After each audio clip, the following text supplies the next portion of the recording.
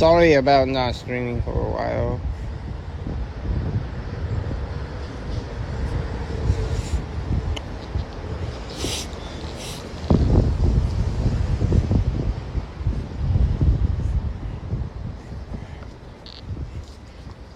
I didn't mean to, but this weekend, hopefully on Saturday, tomorrow and Saturday, I will definitely be streaming for you guys. Oops. Saturday, we will be going to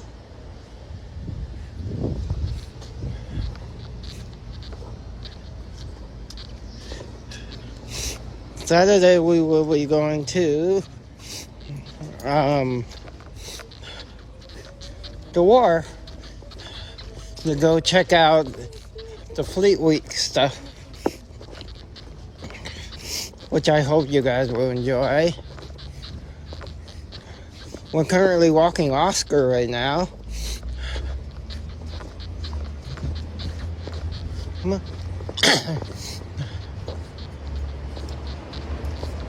I hope you guys will enjoy the Fleet Week stuff on Saturday.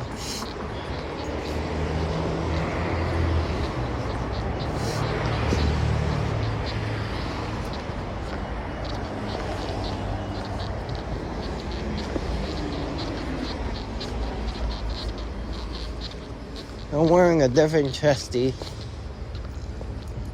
I broke my neck mount, so I'm wearing a chesty today.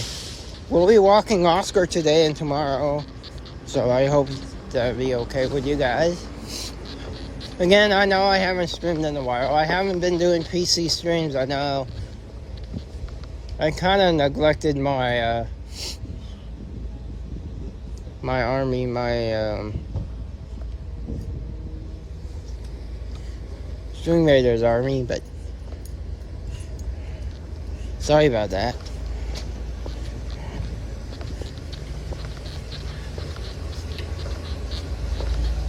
Oscar, let's go.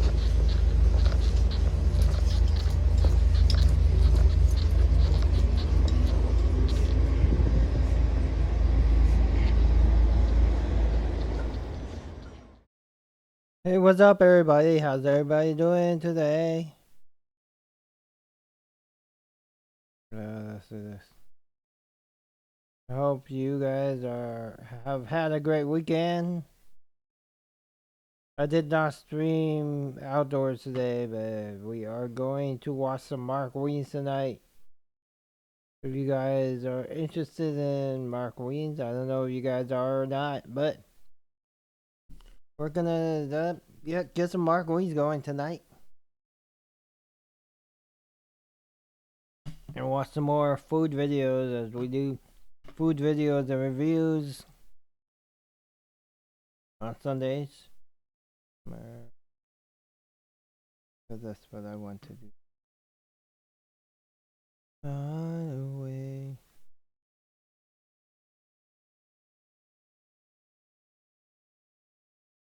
Anyways, yeah, how are you guys doing?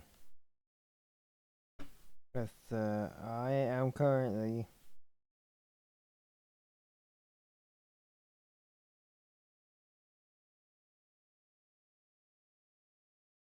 going to this. Yeah. How you guys doing? You guys okay?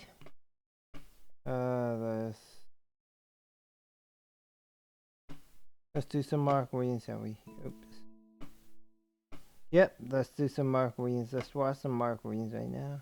I'm in Abidjan, Côte d'Ivoire, in West Africa. This is a food paradise, and today I'm taking you on an ultimate Ivorian street food tour. Street food tour. Hey everyone, good morning. It's Mark Wiens. I'm so excited. Do you guys to be like street in food? Abidjan. This is the biggest city in Côte d'Ivoire, also known as Ivory Coast. And it happens to be a street food paradise. So she has a massive pot going Why? Let's do the Ivorian happiness. There's gonna be a lot of food. You're not gonna wanna miss any of it. So sit back, relax. This is gonna be a thrilling day of Ivorian food. Ivory Coast. You know what I like from the Ivory Coast? I like the djembes, the drums. Anyways, yeah. I like the drums. See if I can do this. I love the drums. Oop. Mo, I like the drums of the Ivory Coast. you ready for street food today? Yes, I am. Let's do this. Yes. All right, man. So happy to be So here. how you guys doing today? It's 7 a.m., so we're beginning with breakfast bright and early. And she's just beginning right now. She's about to start boiling, steaming a very special, a rare porridge. Ah, okay. Corn based. It's corn. It's a corn based porridge, I guess. Ah, okay. Yes.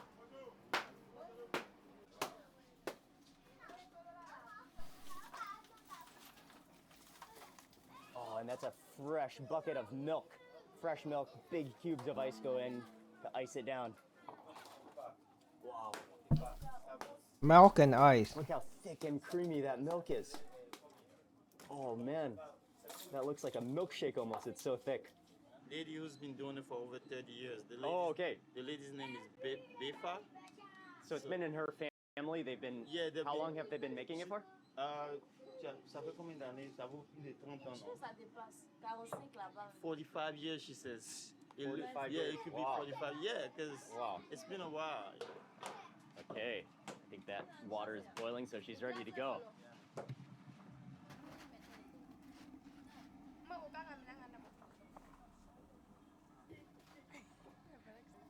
What is that?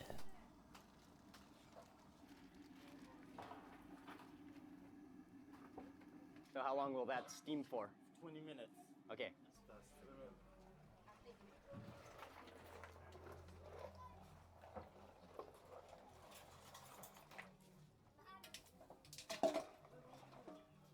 I don't know what that is.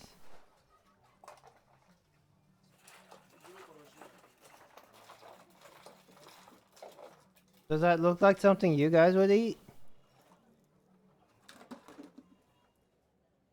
Again, I do not know what that is.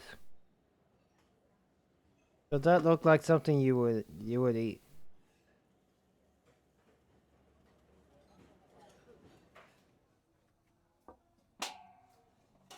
So that steams for about 15-20 minutes, and then they slice it. It's like a giant corn cake, cornbread, very aromatic. Slices into huge chunks. Yeah, it's like cornbread, but more crumbly and loose. I think that's ready.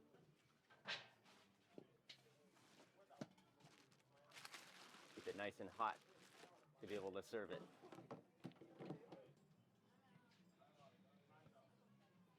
That's such an interesting process. As soon as everything's ready, they spring into action. They have these huge buckets full of the milk, the sour milk, and it's so thick, almost like milkshake, with huge chunks of ice to keep it icy cold. And so then that's served together. They just break up some of the corn, some of the steamed corn, served with that sour sweet milk, and you eat it together. So we're with the owner here, who's going to show us how to eat it the proper way. You can take the basi, Okay. you dip it in the water, and then you eat it. Ah. That's your first way. No, this is called the basi. And then you put it into the milk.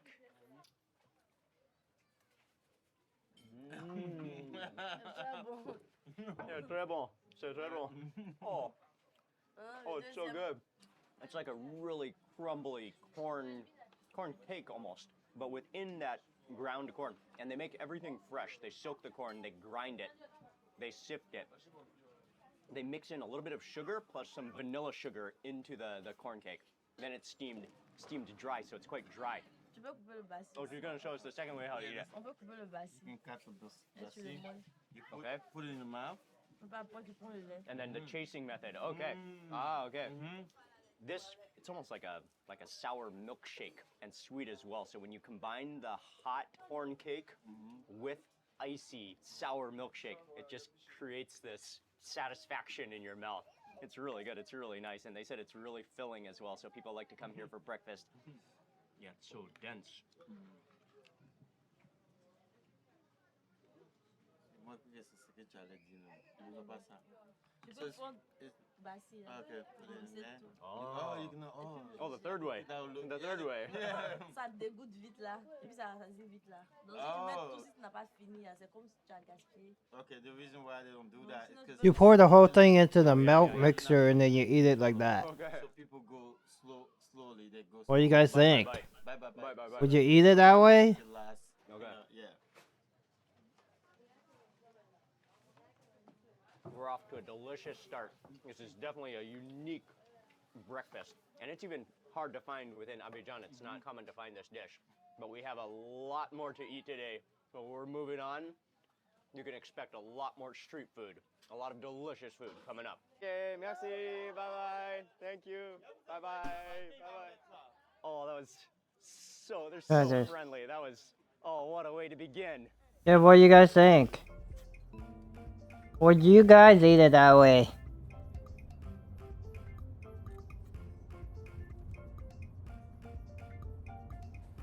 We have a place called Placali Abouré. Placali is a cassava dough that is eaten usually with a sauce that's okra based, and they have a whole bunch of seafood in it. And Look at all that food. breakfast in this country, so you are the right place. Wow. So many crabs. You need lighting? That looks like a lot of food. Okay.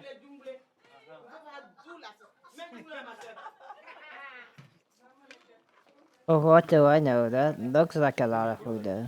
Powder. Le gombo sec. Okay. Le jungle, c'est le gombo sec. The jungle is dried Panda, powder merci les gars, si gumbo. Oh, it's powdered okra, right? Powdered okra goes yeah, in. Yeah.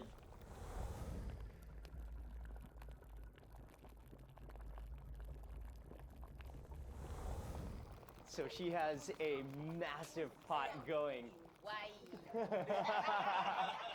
And she's still continuing to cook it. Oh, oh, that aroma. That aroma. Looks like there's big pieces of skin in the pot. There's lots of crabs. C'est le placali abouré. But that, You know what I've had before, which is not bad? the aromas Clay. coming out of there, it's bubbling. Would you guys Adds eat in a clay? full of it's dried. Like they mix clay with water, That goes into the recipe.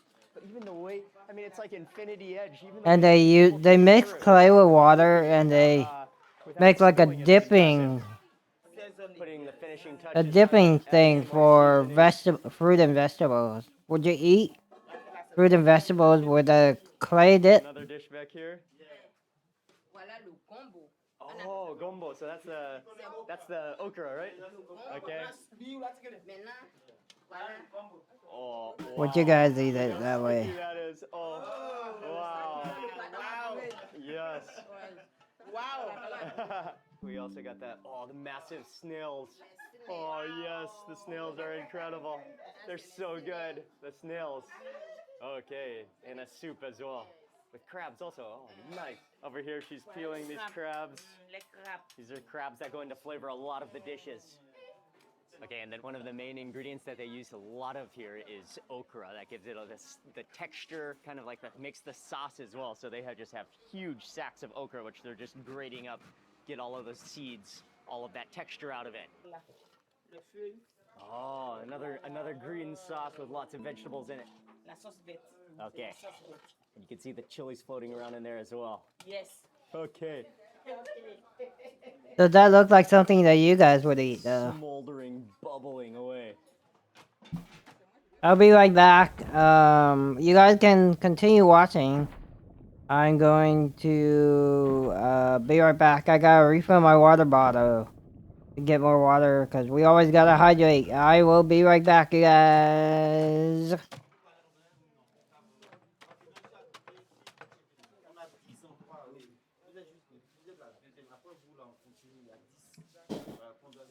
très bon. C'est très bon. C'est très bon. Whoa. Oh, all the gumbo goes in. Oh, that's amazing. That is an incredible process. I mean, once it's fully cooked, then they take out the crab and some of the cow stomach, and then they pour in that entire pot of the gumbo. It's the okra. And then just stir it around, mixing in you can see the stickiness of the texture from that okra, but from the skin as well, boiling down, simmering down, liquid meat. It's just, that is what a texture, and the way they stir it is impressive.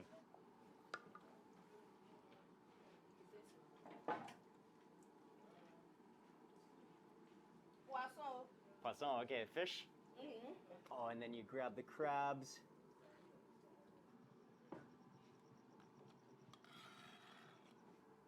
And snails. Yeah. Wow. Oh, and add one more Yeah. green sauce Yes. to cover it up. Wow. Oh, okay. Okay, merci. I'm going to eat our food. Uh-huh. You shake your hands. Okay. And you take your hand to eat. Okay, great. That's the best way to eat. So we're sitting with the owner here, Veronique. And this place, I mean, as soon as they open, it's like 9 a.m. As soon as they open, just people flood in here to eat it. As soon as that's why the pot is so massive. They make it in such a quantity. And the dish is called placali. Placali? Yeah, placali. Placali. Okay. So Veronica is gonna show us how to eat it. Made from cassava. Okay, it's a cassava dough, but it's really like shiny. Yes. Oh, and really sticky. Oh, wow. Oh, you gotta like twirl. Whoa. You have some experience. Oh, she made it look easy, but man, I can tell you, because it's so sticky, like even to break off a bite is like not nearly as easy as she made it look. Watch me. Okay, so you break off a piece. Ooh, whoa, it's almost like porridge. It's so sticky, like it just completely sticks to your finger. Okay, and now we go in, then break off. Okay.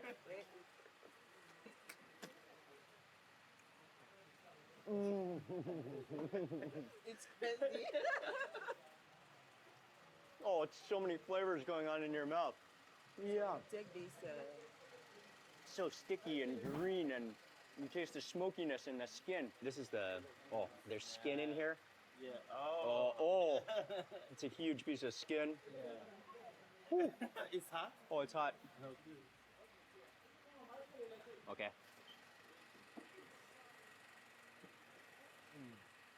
Oh, so blubbery and tender and gooey.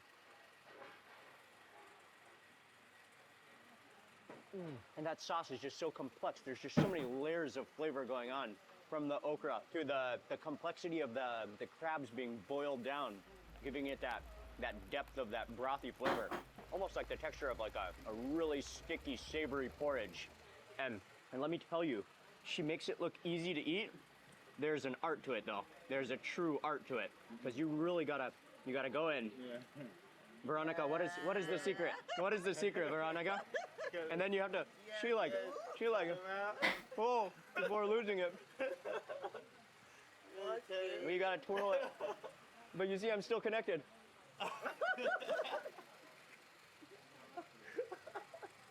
She makes it look way easier than it is. Oh man, 'cause it's so sticky. Yeah. Oh, the twist, the twist.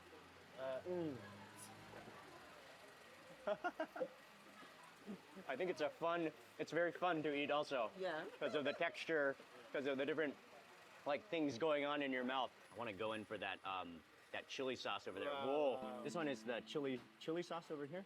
Yeah. Chili sauce over here. And twist. Yeah.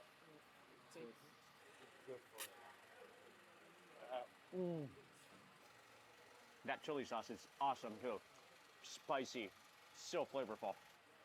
Do you eat it every day? Yeah. Do you eat it every day? Yeah. Every day? Yes. Okay, I'm gonna try some of that. Oh, one of the snails. Yeah. Yes, these massive West African snails.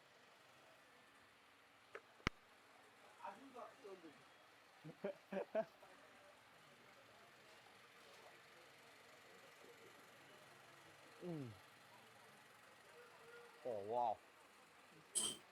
The texture of that, the sweetness of it. There's so much meat on that snail. And again, it's just absorbed all of that flavor from the okra and all those sauces.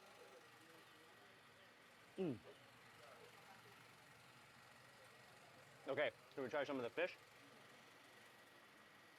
And I do want to bite into one of these chilies as well. Let's grab another bite of the dough. Let's move in for some of that fish, and then we'll chase with one of the chilies as well.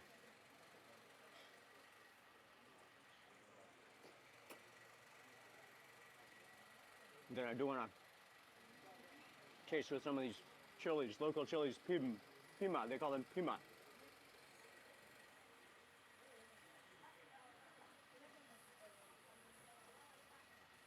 Oh, that's like, talk about a unique texture in your mouth, which just kind of goes around the chili, just poofs with heat in your mouth. Wow. What a, yeah. That's delicious. All right. And then go in for another bite. Oh man, this is one of the more unique sauces I think you'll ever try in your life. Oh, I'm getting the hang of it. You gotta twirl off. Yeah. You have to twirl to cut yourself off. What you just did. 9 out of 10. Oh, Veronica, merci beaucoup. She gave me a 9 out of 10 for my eating technique. Man, what a dish. Again, it's called placali, and I know it's a dish that Ivorians are very proud of because it's just so, I mean, I don't think there's anything else quite like that. I've had my share of sticky dishes that you gotta wind up that have like so much texture, but this is on another level.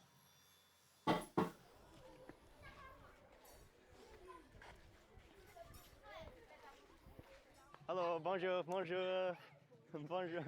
Oh, we're walking through kind of an off the beaten path neighborhood, a little bit outside of the city. And we are on our way, we're following her.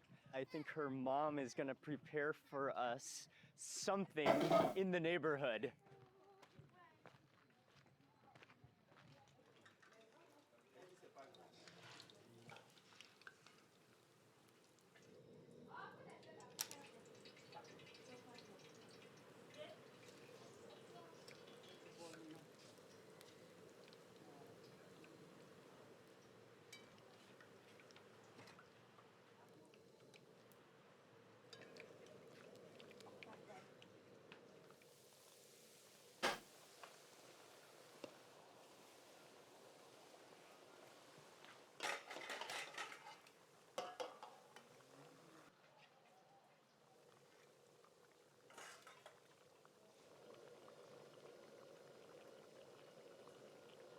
So they have a variety of snacks that they specialize in. Most of them are deep fried and made from a variety of different things. Banana and coconut and deep fried in palm oil, some of them. And so these are like some of the local deep fried snacks.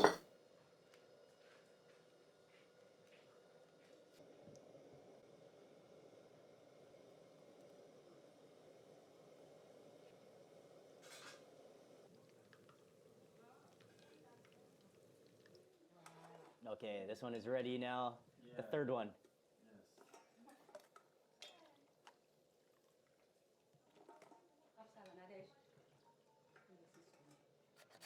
Okay, so to continue on with this food tour, we're joined by Yasmin, Hey! Afro foodie. She is awesome. She loves to eat. And Just so, like you. yes, for sure, for sure. We get along very, very well. Okay, so what are these kinds of snacks, Yasmin? So these are our childhood snacks. Okay. Lots of good memory just looking at them. And we're And you'll find these like all over the city. Pretty like much. Deep frying. You can Exactly. grab them on the go. grab them on the go. Little eat at the snack. spots, but you have your favorite vendors across town. Okay, so for sure, sometimes for sure. It's a drive to go and get it. Okay. But it's worth it. All right. And so let's just start with this one. So Okay. this is claclo. like the other version of aloko, but like a more mature state. So the plantains here are ripe. And she fried that in palm oil, right? I think that's palm Exactly, oil and she that's a fried it in? particular Okay. type of it. Like Okay. sometimes you have it on like regular oil, but the palm oil is different. Go ahead and have Should we it. try this first? Let's try it. Exactly, Okay. Let's try it. Oh, they're really Let's do a soft. little touch. Cheers. Cheers. Okay. Cheers. So it's a different, it's sweet, right? Very sweet. And then a little bit salty at the same time. thanks to the palm oil that has like a little. Oh, okay. Okay. It's also seasoned. As in, you have like some spices into it. Yeah. Every Yeah. person that has their little secrets. Okay. So it's different in in every place. Yeah, it's a little bit spicy. I mean, just a tiny bit, but that contrasts the sweetness of that almost like jam. It's almost like the texture of jam because that plantain is so ripe. Okay, it's funny now. We call it boule in French. Okay. Boule in English. And it's just because of the shape. That's it. Ah, okay. Okay. Little balls. They didn't think far enough about the name, but that's it. Also, Okay. childhood snack. And what's interesting about this is made out of cassava in this shape, and you eat it like associated with this. Oh, okay. So that goes with grated that coconut. grated mature coconut. Exactly. So these are little, you can and you, have you can grab it together with the coconut. That's a good idea. Exactly. Okay, with the coconut. Crunchy. Oh, this one is really tasty too. That is just, she fries it until it's completely crispy, like all the way Exactly. through. Very it's not hard. like it's not like starchy or gooey on the inside. It's just completely crispy. Then you've got that lovely flavor of the coconut that gives it some richness. Balance it up. I think it's interesting. Now, And it's not sweet. This one is more of a savory. exactly, it is. It's kind of hard to tell. It's kind of like that in-between stage of sweet and savory. Exactly, yeah. Just like this one, like boule as in ball. This is called jaune, as in yellow. Okay.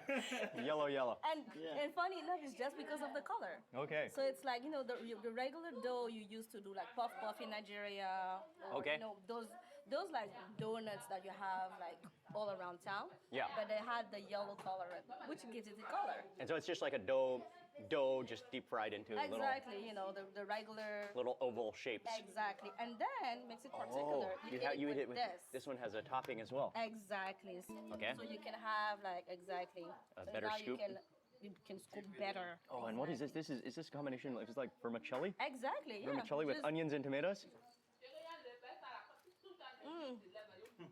And you think Oh, they're all cool. tasty. Like, a little spicy, well, not spicy enough to like your liking. I love it. It's like spicy tomato noodles as a dip. I mean, Exactly. I've had my share of tomato noodles, Right but in I don't think I've ever had spicy tomato noodles as a dip for something. with as a snack also, right? Yeah. And somehow it works because it's so light and like Exactly. they have absorbed all of that flavor and all of that spice. Wow. 3 very unique, very crunchy, deep fried snacks. Yeah. Enjoy. Oh, the noodles are tasty.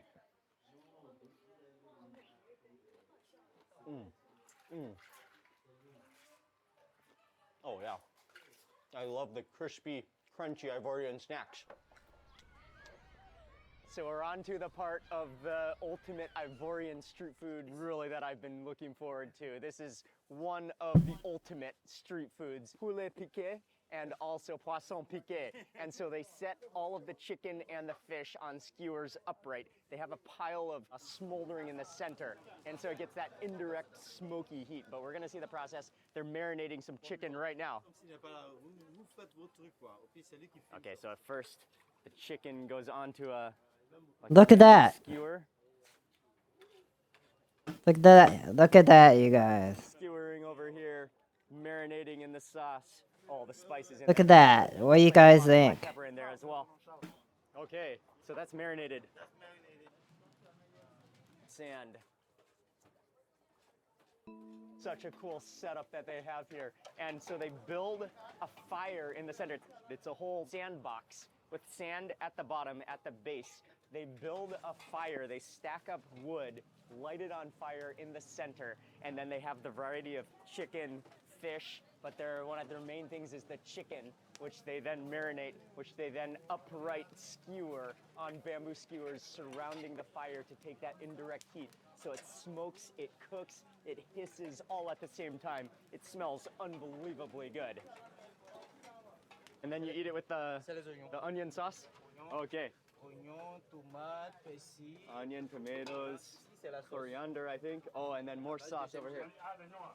Oui, voilà. Okay. And then another sauce over here. Pima sauce, the chili sauce. Okay.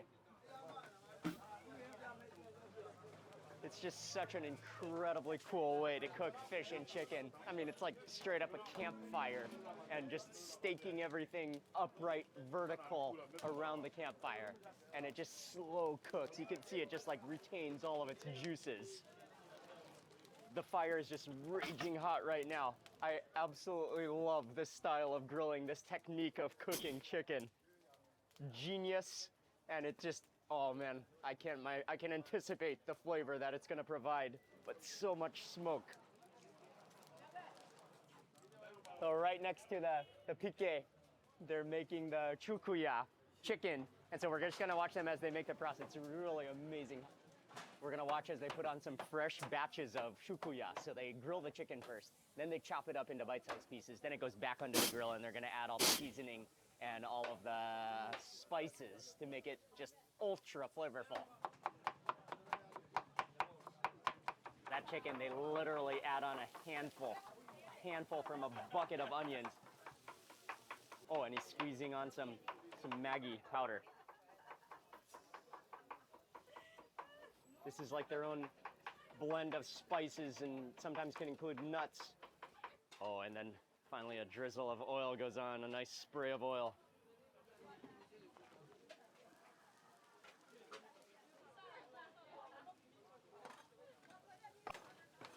It's such an incredible combination of ingredients. I mean, they squeeze on, they make like a little volcano with the chicken in the center.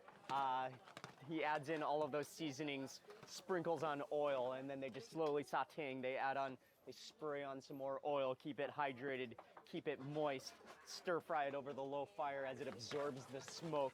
They're adding in some garlic now. Chukuya, truly just a genius food. So chukuya can be like chicken or It's any kind of meat? chicken or beef or sheep or mouton. That's what we call Okay, mouton, here. like sheep meat, right? Sheep and okay, then and then this style of chicken. yeah. Okay. Okay, and then it's wrapped in foil packets until somebody orders it, and it just kind of smolders over the fire. Oh, the catfish.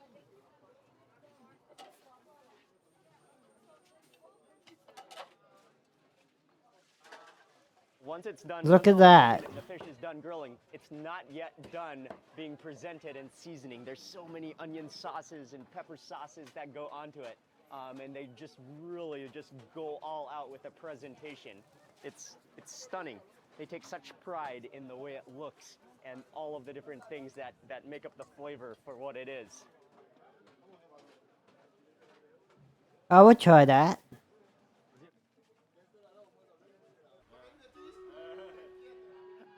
Wait, you gotta, and then This is how it is. and then turn around. Wow, turn around. Yes, Master Wow. What a shirt. So because the grilled chicken stall, they don't have seating, we're coming over here to Mr. Wow. He has a bungee bar and just a hangout space, and this is where we're gonna eat all of the meat. But what a cool place. Oh, so we're having our first bungee cocktail? Yeah. Yes. Oh, baby. Oh, baby. All right. Handmade. It's a drink Excellent. of God. Yes. Yes. And so it's the local palm wine, right? Exactly. Okay. Local palm wine. Local palm wine. Yes. So When it's you drink it, yes. you have to say wow. Okay. I don't think that It won't be a problem for me to say that. That's it. Oh, That's the way it's going. oh, I think. Oh, I can't wait. That's Oh, Oh, thank you very much. Okay. Oh, it's icy cold. Fresh palm wine. Thank you very much. This is wow it is. That's a wow instant, wow moment it is. That's a bungee from Espace Wow Abidjan Riviera 3. Marc, Merci. let's cheers it. Cheers. And baoulé, that's a pak blasou. Fag basu. Pak blasou. Fag basu. Fag basu.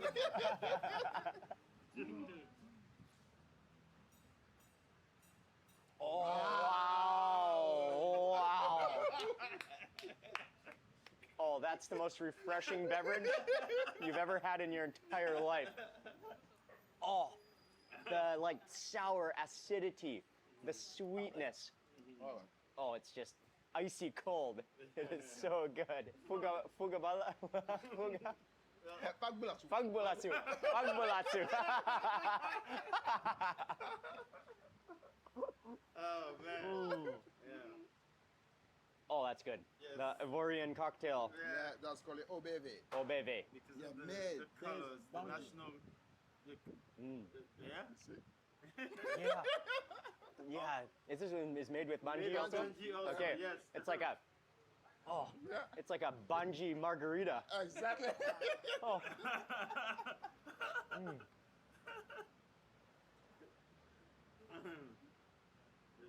Okay, and now that we've had some banji, here comes all the meat.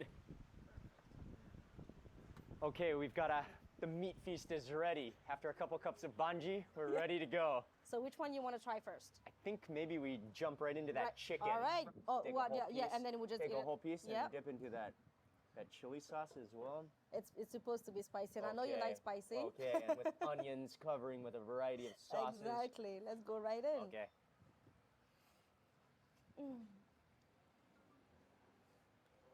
So juicy. Oh, It's wow. so good. It's very good. It's just layers of flavor. Exactly. Because and just everything Yeah. like just pops in your mouth, right? they add that marinade at the beginning. Yeah. And then it's slow roast over the fire so that it picks up Exactly. the smoke. You really taste the black pepper. And then he just sprinkles on multiple sauces as he serves it. Oh, it's so good. Let's do the little happy dance. Yes, yes, that's a happy dance. That's a happy dance. The wild dance. The happy Ivorian dance I right know. there. The pima sauce. Oh, the tomatoes. Okay. All right, on to the next one. Would you guys eat that? That looks so good. We have so much to eat. At least to me, it This looks one is good. Differently. Remember how Totally. it was like barbecue on the grill versus on Let's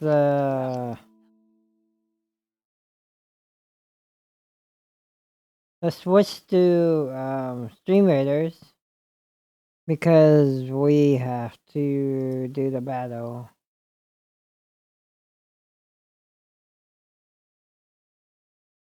Let's go, everybody! Stream Raiders battle.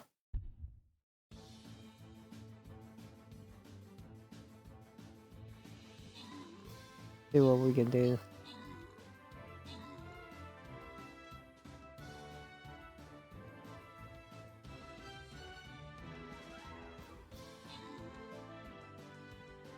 Yeah, got it.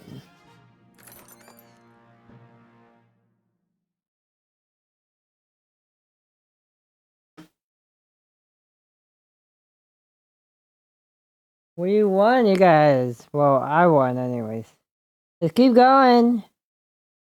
Next up, we got the Grandmaster battle. So you have the melee. We gotta do this.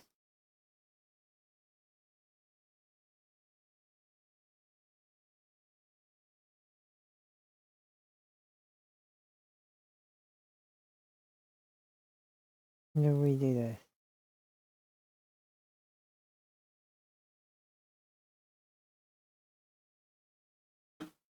We'll see how and if we can survive. Let's keep watching. That's interesting.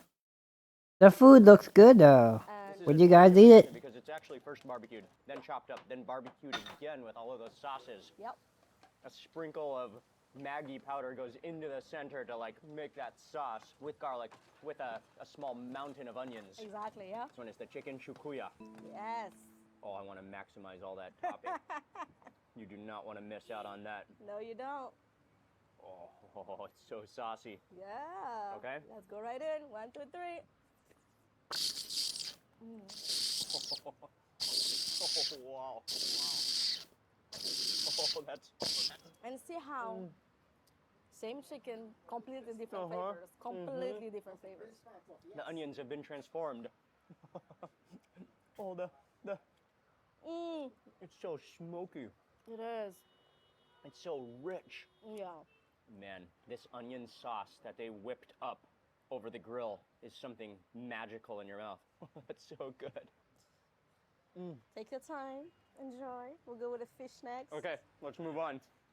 Oh, it's so tasty. Let's go to fish now. Spicy ones. Okay. Onions, sauce, chili. Everything. Yes. Max out the chili. Ready? Okay.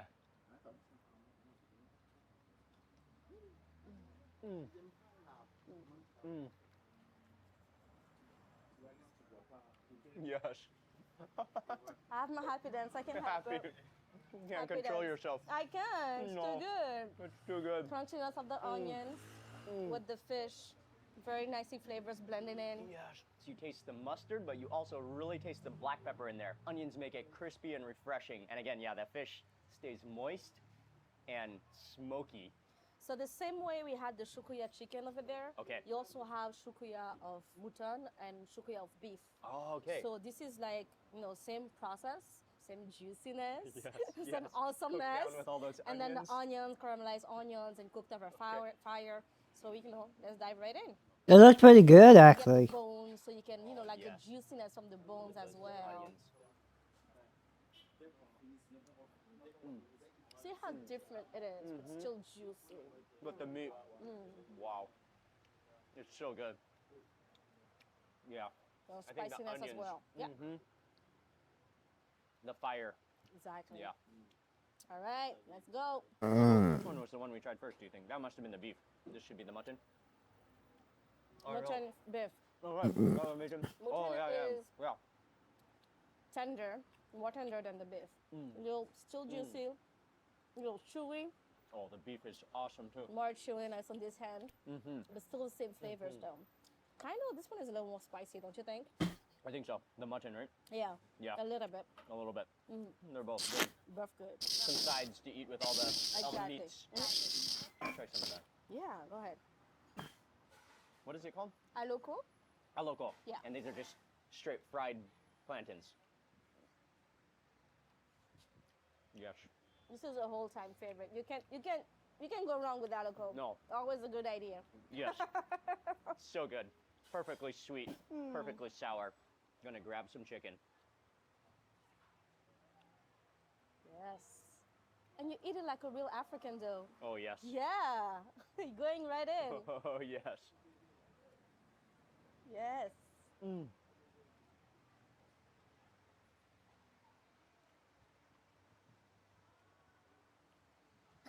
Thank you. Sharing is caring. I had a huge mouthful. I know. can't speak. Thank you, Mark. Those sausages I are get so it. good. Those onions. All right, 1, 2, 3. That is extremely tasty.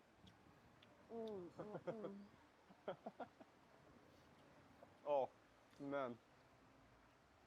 I love that sauce. And it's interesting how it tastes differently from being just the chicken and the seasoning on the side, and the seasoning on the side. On the chicken itself. True. It's the like- difference between this and this, right? Exactly. And it It's does just taste a bit different, yeah. Exactly. And yeah, it's exactly the same, but I think it's just like that fresh coat of sauce. Exactly. Yeah. Perfect.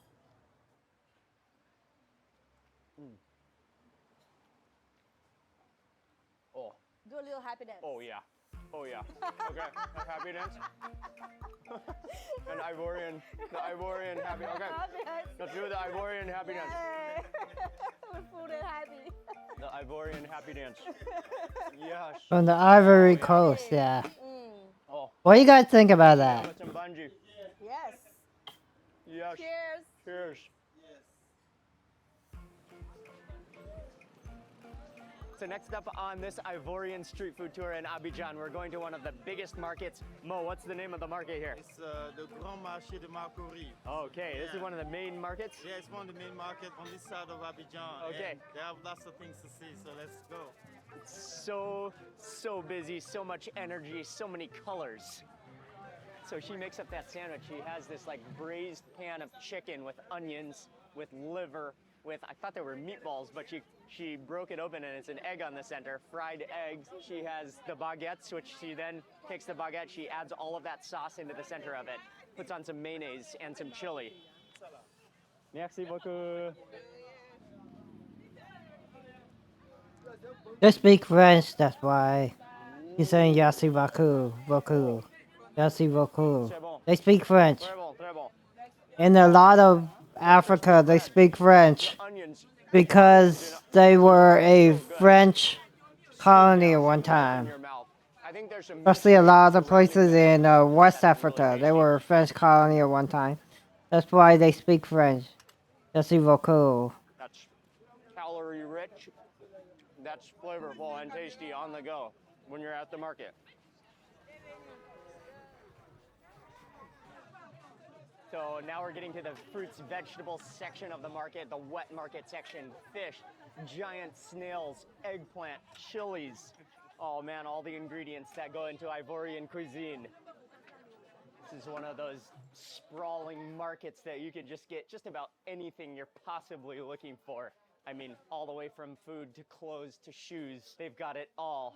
And we're gonna kind of move over through one of these alleys to try to find the fruit section of the market. Oh, beautiful mangoes. These roasting cashews. I think you should taste.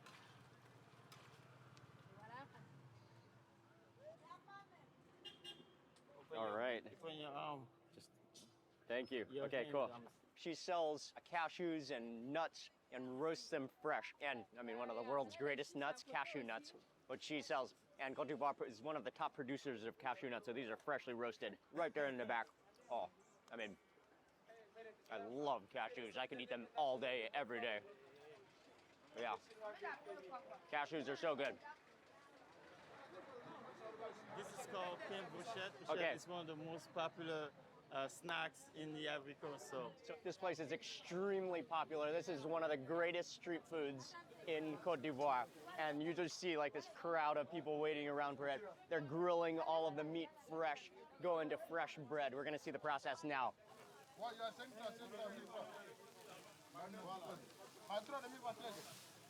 Okay, so what a just unbelievable process here. And the skewers just have like one bite of meat. They're just like really tiny skewers. So what they do is he takes the bread, I mean, they grill them, they're marinated already. He adds in oil, he grills them over that raging hot flame. When you order, they grab a fresh bread, fresh loaf, baguette. They add in, there's some onions, there's some tomatoes. They add in a brush of oil and then they sprinkle in a bunch of the kan. That's the secret seasoning sauce. And then he is so fast. He has just lightning hands.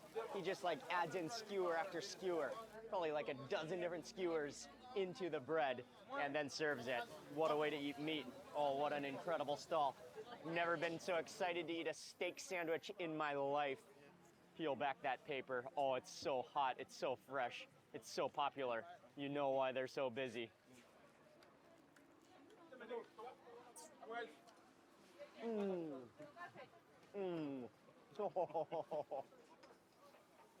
Oh, wow, that's so good.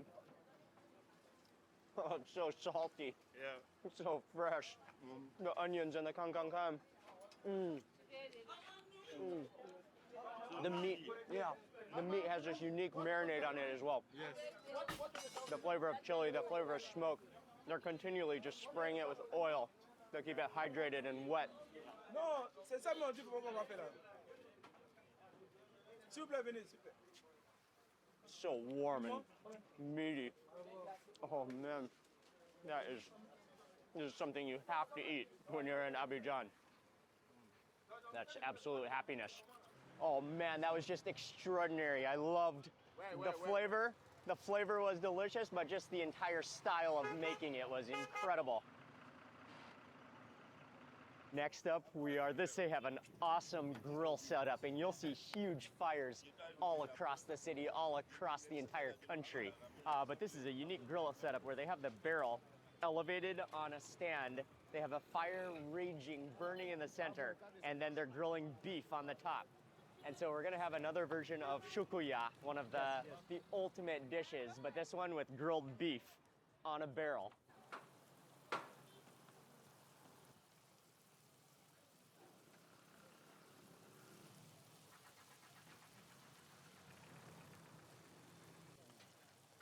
This is ultimate. Just people who know seem to come here after work on the side of the road, the barrel grill. They're grilling it up fresh. They know what they're doing, man. They really know how to take care of that meat, how to grill it to perfection. Slice it up, add on a sprinkle of salt, onions, just go through bags of onions, fresh onions, just chop them up with chilies.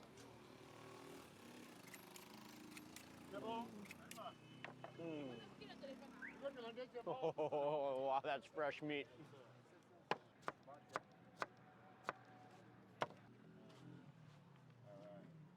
Okay, so now we got a whole nother piece. This one is so juicy. Oh, the juicy, fatty beef. That chili is spicy too. Those onions, what a combination.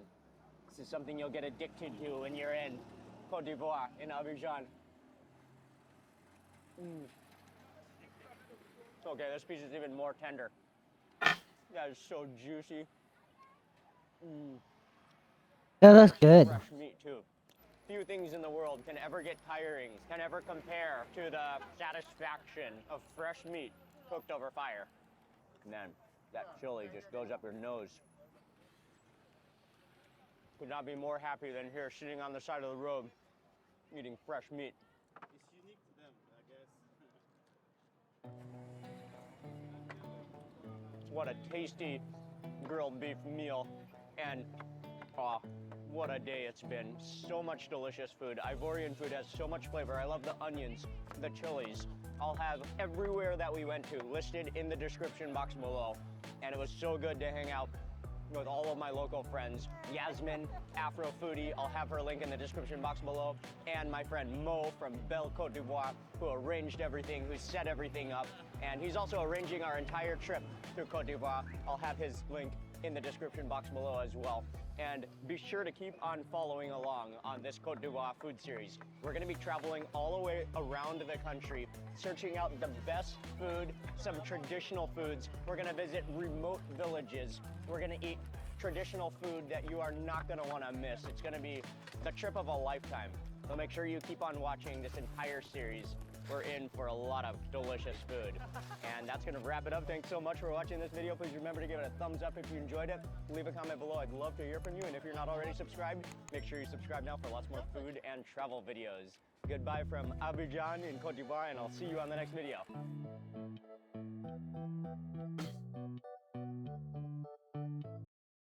What do you guys think? Would you guys eat stuff like that? That looks so good. At least to me it did. In Abidjan. In Abidjan.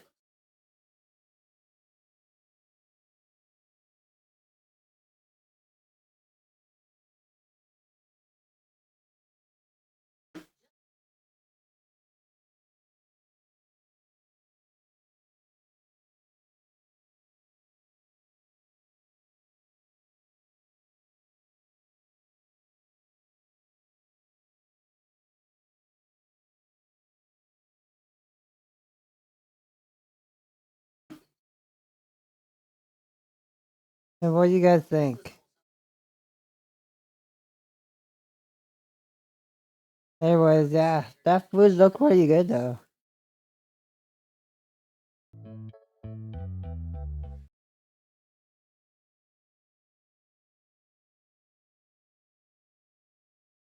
I don't know.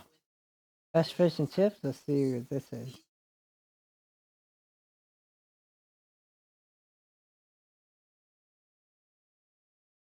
Let's see. See what he I'm in says. Victoria, Australia, and today I'm taking you on a seafood tour down the Great Ocean Road. Get ready for some majestic scenery and some incredible local fresh seafood. Hey everyone, hope you're having an amazing day. It's Mark Wiens. I'm very excited to be here in Victoria, Australia.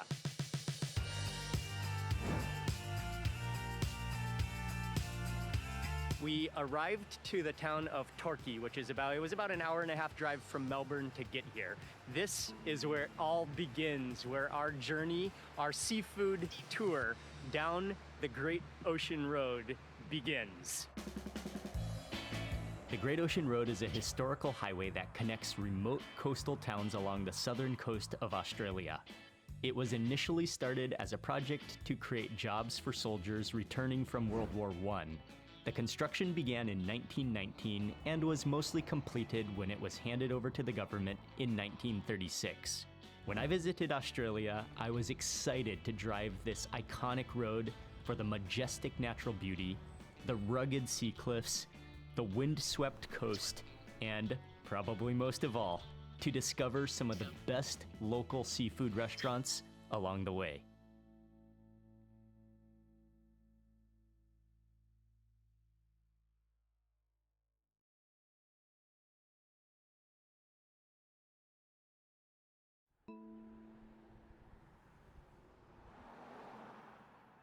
So here we are. This restaurant is called Fisho's Torquay.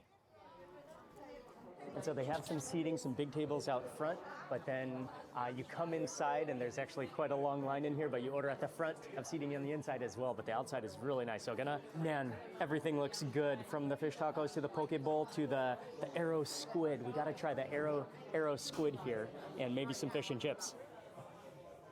Okay, so you get a number, and we're gonna, man, it's a little bit overcast today, but really nice weather outside.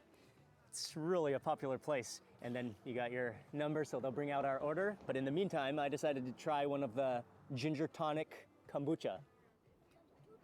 Let's try it.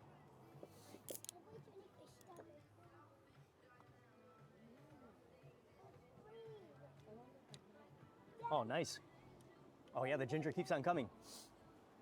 Really good, but this is such a cool place. You could see the sea. This is definitely a really cool surf town. And again, Torquay, the home of Australia's surfing. And our order should be out pretty soon. And the fried gummy shark. Yes, please. Thank you. Poke bowl, yes, sweet potato cakes. Thank you very much. All of the food has arrived, and reading on the menu, one of the things that I love about this place already is that they only use locally caught, fresh, sustainable, as well as wild-caught seafood. So I think we should begin this tour with the fish and chips. Local fries, hand-cut fries, and the special of the day was actually gummy shark, which we should, oh, beautifully deep-fried, golden. Let's break it in half. Do you guys like fish and chips? Flakes. Oh, you can see how juicy it is. He's eating Australian fish and chips. Oh, it's hot and fresh. Wow. That's firm, that's juicy. Actually feels quite lean, and the batter is crispy, a little bit fluffy. Yeah, that's fresh. That's delicious. Try the tartar sauce.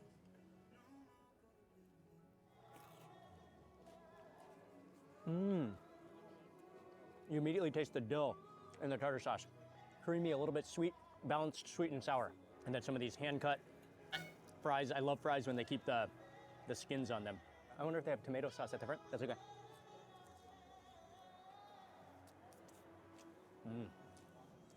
Quality.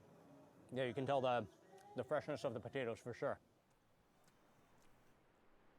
Okay, I went in to get some tomato sauce.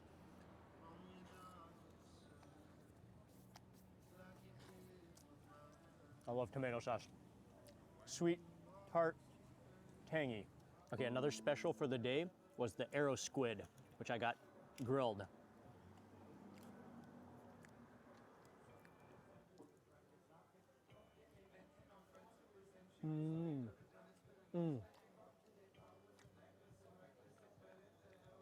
Oh, that's good. That has a bit of bounciness, but it's really soft and tender. It has a sweet a real sweetness to it as well. And I love the texture of it. Not a little bit chewy and a little bit like soft all at the same time, even though that sounds like opposing textures, but oh, it's good. Next up, another special for the day was the kingfish collar in a miso sauce. I had to try this. It's really kind of like gourmet food here. I'm going for that bite, that top bite off the collar. Oh, look at how buttery it is.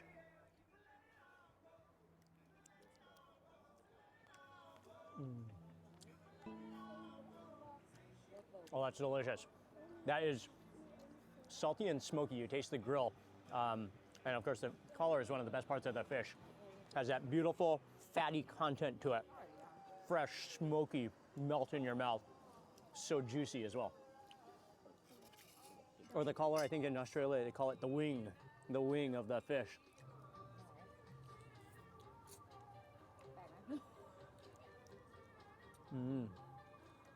Wow. Oh, it's straight butter, especially as you get closer to the bone. It just gets more and more buttery and just melt in your mouth.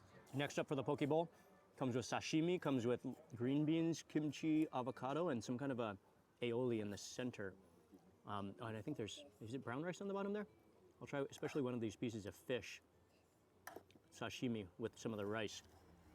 And growing up for some time in Hawaii, this is definitely different from poke bowls that I know of. This is almost more like a salad with sashimi on the top with rice on the bottom, but kind of like a salad, like a whole salad mixture almost. Okay, the fish, the sashimi is excellent. Not quite sure how much I like aioli on top of rice, but the fish is, oh, that fish is delicious. That melts in your mouth. Kimchi. I love kimchi. This is another side, the fried sweet potato. It's like a whole slice of giant sweet potato, battered and deep fried, similar to fish and chips, just sweet potato in the center.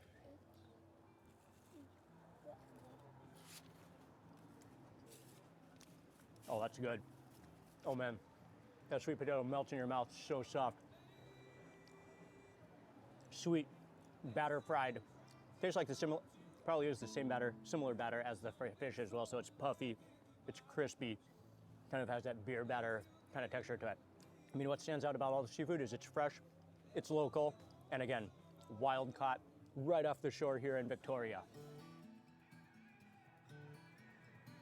That was a great community, fresh, local seafood restaurant. And as much as I'd love to stay in this town longer and explore more, we have a lot more to drive down the coast, and we have a lot more delicious food to eat.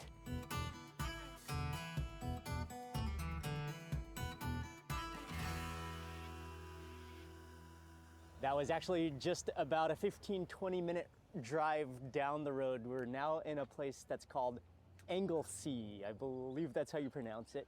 And this is the next restaurant is here. It looks really good. Oh, here it is. This place is called Fish by Moonlight, and it's kind of at the back of a little shopping center here. And again, their philosophy, they specialize in fresh, local, seasonal seafood. And so they mostly have the fish of the day or different daily specials. And I mean, that's what you want to be eating when you come to a place like this. So today the specials are the grilled mirror dory fish and the battered monkfish. We got one of each, plus some oysters, plus some salmon. They have some fresh salmon today as well. So it's all, they have some You dropped the lid. on the inside. It's more Or the fish pan. market on the inside, plus where you order, and then you can go outside to eat or take away. Oh, that's the salmon. Where did you say the salmon is from? Patuna. In Tasmania. Okay. Okay. And where are the oysters from? They're from Smoky Bay. Smoky Bay oysters. Great. Oh, those are beautiful. This is the fresh monkfish of the day. Extraordinary.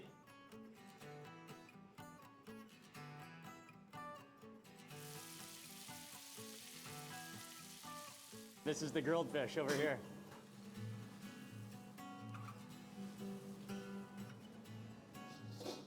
Wow.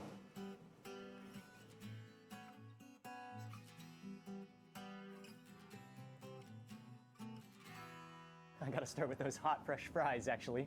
Oh, these fries look perfect. Look at the way they're just perfectly golden. Oh yeah, ketchup. Thank you. Those fries are as good as they look. Perfect, crispy, gooey on the center, thick cut. Oh man, the fries are good. Let's move into the sashimi. Look at this salmon. Salmon sashimi, which he said comes from Tasmania. Maybe just a little bit of soy sauce.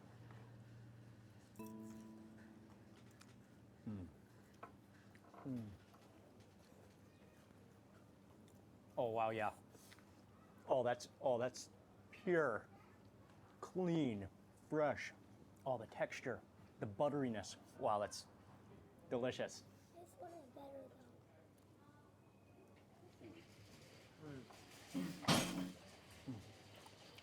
though. It looks so good. I would eat that if I were there.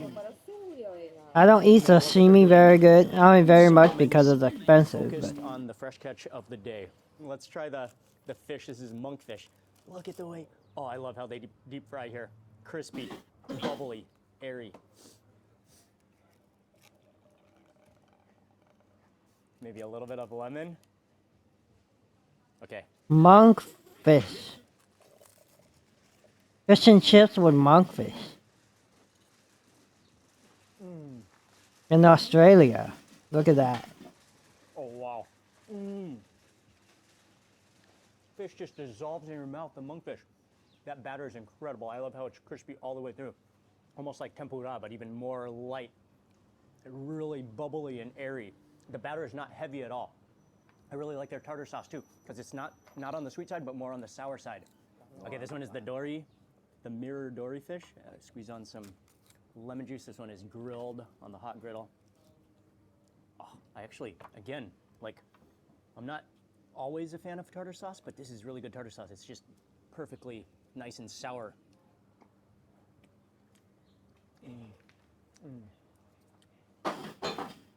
They know how to cook fish. I mean, it's perfectly so it's not overcooked. Remaining juicy, fresh, clean, good tartar sauce. Nice sour lemon juice. Okay, and then finally the salad, which is like a coleslaw. But nice. Oh, there's even pumpkin seeds in here too. Oh, nice.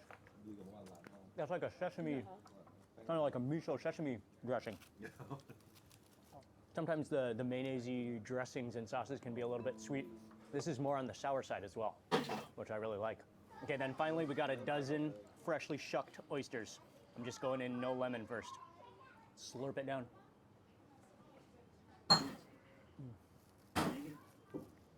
Oh. Wow, that's good. Oh, that's the taste of the sea. Undoubtedly.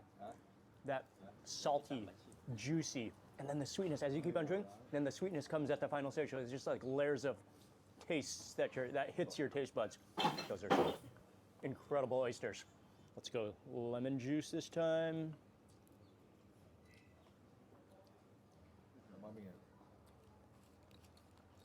I think it's especially good with the lemon juice because that kind of contrasts the saltiness of the oysters. I've never had Tomato oysters sauce, like that before. Tomato sauce here. Ketchup. These fries are also just outstanding. But the fish is better. I'm not a huge fish and chips person, but Incredibly fresh, incredibly just good quality seafood, just cooked so well. They did an amazing job. Highly recommended this place when you pass through Anglesey.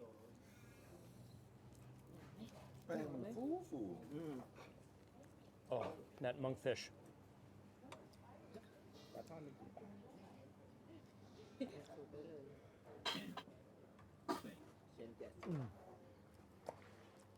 That batter. Incredible. $70. Absolutely outstanding. Great guys as well. Oh, so happy after that. And we're moving on down the Great Ocean Road. That looks good. We're gonna do some stream raiders right now.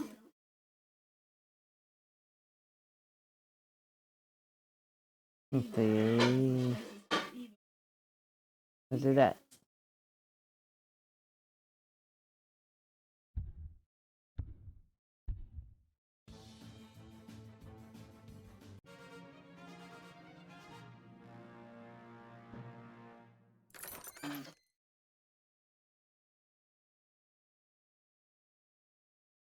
How we win that? We didn't even kill anybody. But okay. Again, that looks pretty good. We defeated the boss. Next one. The battle.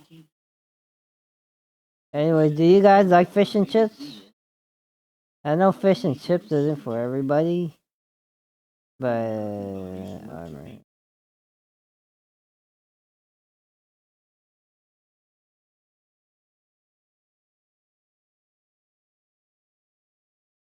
Most places that make fish and chips is too oily.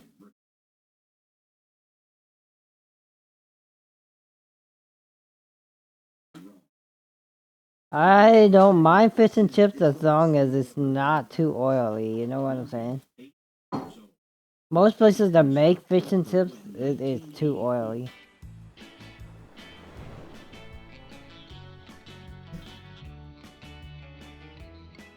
Not that I eat fries that much, because I don't.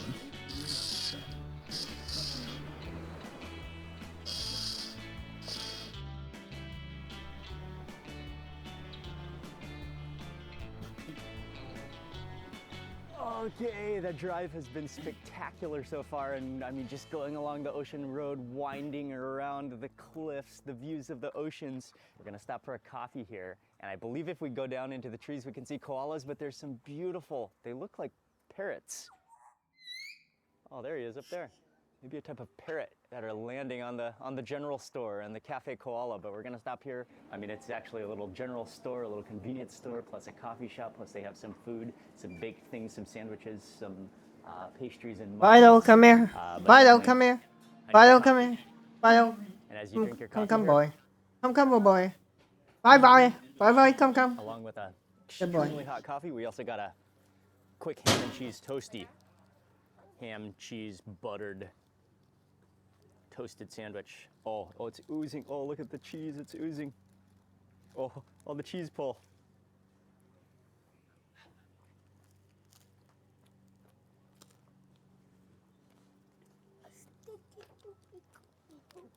Oh yeah. Nice oozy goozy cheese.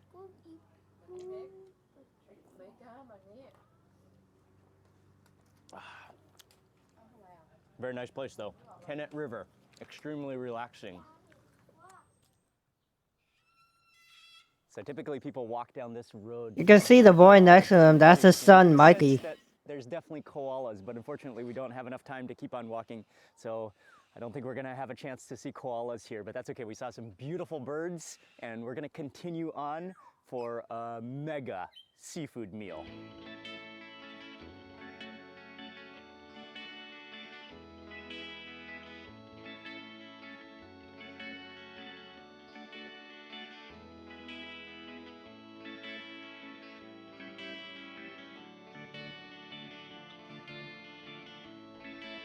I like seafood, but I don't know if I would say I love seafood enough to like pay an exorbitant amount of money to eat it. Great Ocean Road, and it is also home to the Apollo Bay Fisherman Co-op. Okay, so the Apollo Bay Fishermen's Co-op has been here since 1948, so we're coming up to our 75th year.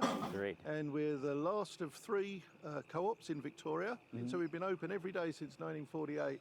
And basically what happened many years ago was the fishermen got together and said, let's better market our catch. And we gathered the fish together and they were sending them up to Melbourne and selling them locally. But collectively, as a cooperative, that's what they decided to do. And we've been doing the same for nearly 75 years now. So the other good thing about the co-op is that Apollo Bay being where it is on the Great Ocean Road, tourism has become very popular the last 15, 20 years. People are coming down on their way to the Apostles and they're able to use Apollo Bay as a seafood destination. For sure. So instead of sending stuff off to Melbourne or other places or overseas, we try and eat as much of it here as we can now. Okay. And we call it the home of the rock lobster. It's the name we gave ourselves, but we actually really believe in that now. Yeah. All the seafood that you guys serve is directly from the local. We put as much of the local stuff onto our plates, into our town, into the local restaurants. So that's what really puts us on the map. Seafood. Very cool. Not a bad place to be. For sure. And so, I mean, there's absolutely no better place to be when you're driving down the Great Ocean Road, stop with the incredible view, and to have some of the local fresh seafood. Apollo Bay Seafood Co-op, Fisherman's Co-op. Exactly. Seafood destination, Fisherman's Co-op. It's as authentic as it was on day one. Amazing. Thank you so much. You're more than welcome. Thank you. Really appreciate it. Okay. So you got some big lobsters now? We have big lobsters up the top here, yeah. They're not massive, but they're quite good. Pretty tricky to Okay. So they're caught. Are they caught locally in this area? yes, they're Caught locally in this area? Way. Wow, it's pretty decent size. He's a big fish. Wow. About how many kilos would this one be? Like 2.3 or something. 2.4. Okay. Well, what did you say was the biggest one you've seen? 4.4. 4.4, so like double the size of this lobster. But these are the lobsters that they're so well known for here, and which we're definitely gonna try at the restaurant where they prepare them. But this is really one of the prized catch off the coast right here. And then you said you have another type of lobster there too? So they're the same lobster, but they look a little bit different. Oh, okay, okay. They just come from deeper water. That one there, and that one is a little bit lighter. Oh yeah, they're kind of two-toned also. Yeah. Okay. Wow. Wow.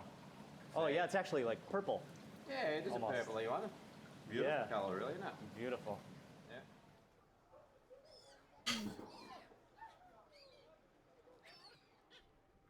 Thank you. Thank you. Thank you very much. So we're gonna start off with some fresh local oysters. Oh, beautiful oysters, shucked local oysters, served with just lemon on the side.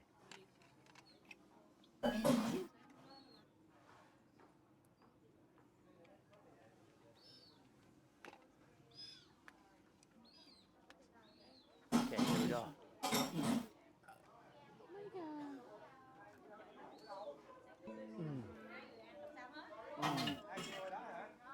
Oh, plump and juicy and briny. Oh, I love the flavor. The texture just melts in your mouth, just kind of like slides down, but also melts at the same time. Oh, really good. Extremely fresh. Quality.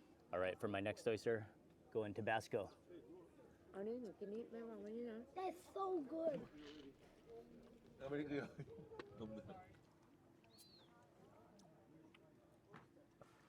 I've never had a shucked oyster in my life. Oysters are Hey, Superboy.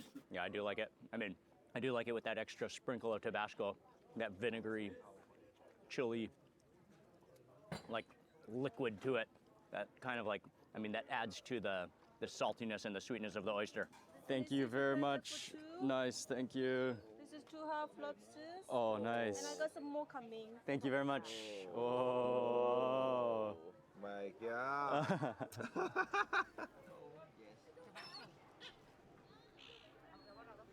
With the fish grill. Oh yeah, the grilled fish. Okay. And Thank this is you. the flathead tail special. That's the flatheads? Oh, Tail okay. fish. Thank you. Thank you very much. And that completes your order.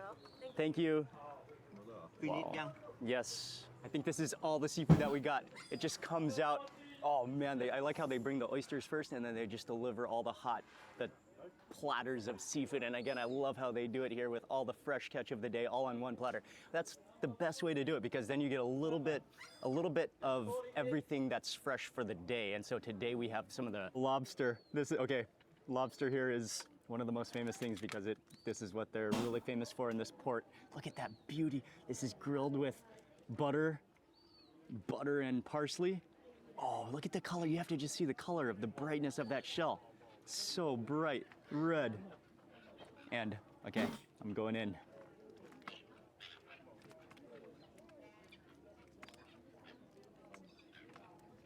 That lobster, it's just so tender. It just comes out of the shell.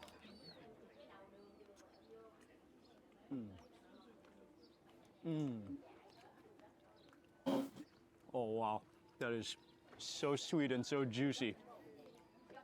Oh, that's delicious. I'll try some of the grilled fish. Oh yeah, 2 different types of fish actually. You can see those are 2 different types of fish. A little bit of lemon. I'll try this one on the bottom actually first. Oh, juicy, firm.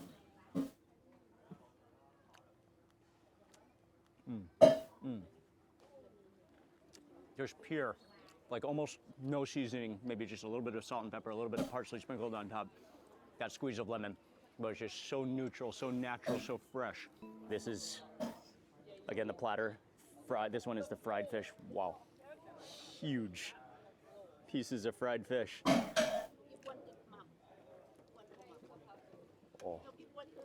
Oh, it's so juicy and flaky. The juice is actually coming out of that batter.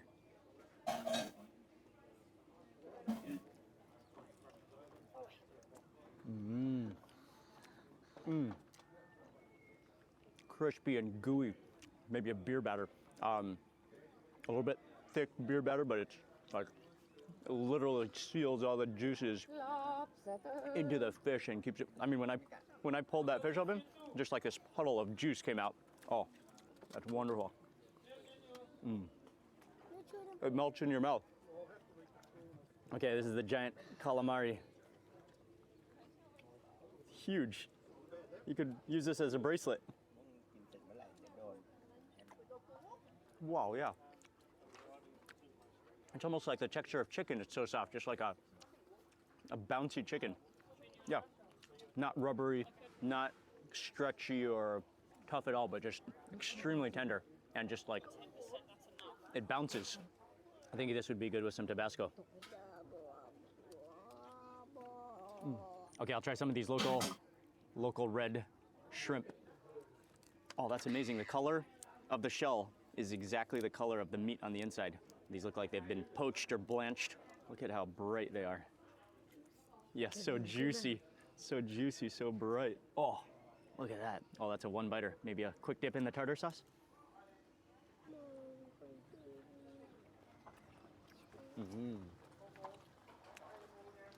Oh, the shrimp is That's a lot of food.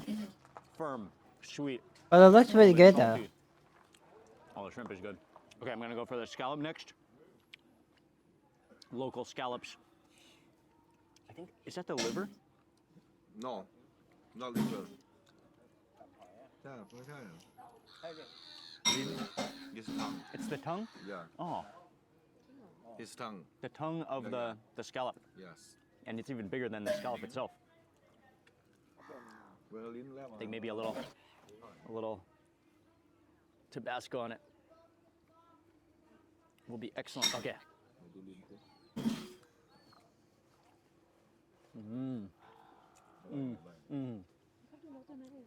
Totally melts in your mouth.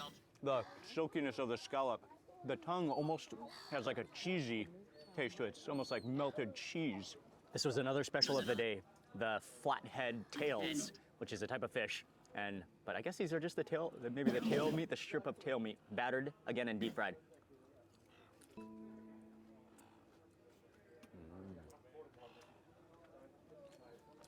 Oh, that one melts in your mouth. I don't know if I could eat that much fried fish in one day. The batter is a little bit, it's crispy, but then I don't know about you guys, but I don't think I could eat that much battered fish in one day. That's a lot of battered fish in one day.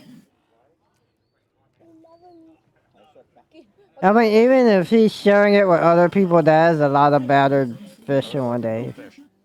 Fried fish is good too. But yeah, the fish, the shrimp, really good. Okay, I'm gonna do a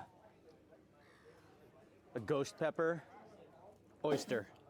Yes, load it up with ghost pepper. Squeeze of lemon. Here we go.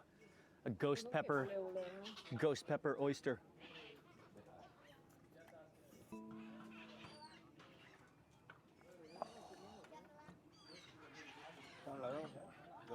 Oh yeah. Oh, just don't breathe in too fast. The smoked ghost pepper, the juice of the lemon, and then all of that combining together with the sweetness, the melt in your mouth oyster. Oh, that's so good. $213 for all that food. That was about an hour and 15-minute drive from Apollo Bay, and we drove through. It takes you, the road winds you through the mountains, through the forest, through the national park, and you go through. I think one of the great things about the Great Ocean Road is that you go through so many different climate zones and ecosystems. I mean, we went through a cloud forest on the way here, but we re-emerged to the ocean, to what is probably the most iconic and famous and the greatest place to visit on any trip to the Great Ocean Road, which is the 12 Apostles, which we are going to see. But first, we are stopping at the Gibson Steps. The short trail steps begin.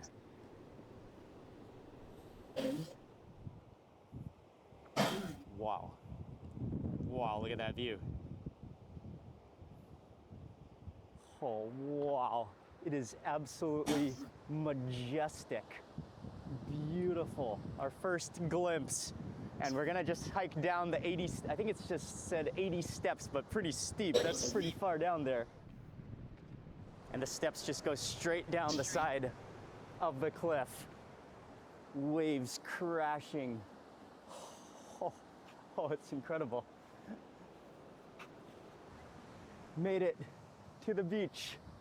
Oh, it's stunning. Yeah, this is otherworldly. Oh, it's magical. Wow, it's so vast and big and just magical. Look at that beach, the waves. Absolutely breathtaking, but we need to move on. We're gonna head back up because we have more to see. Oh man, you just feel alive when you're here.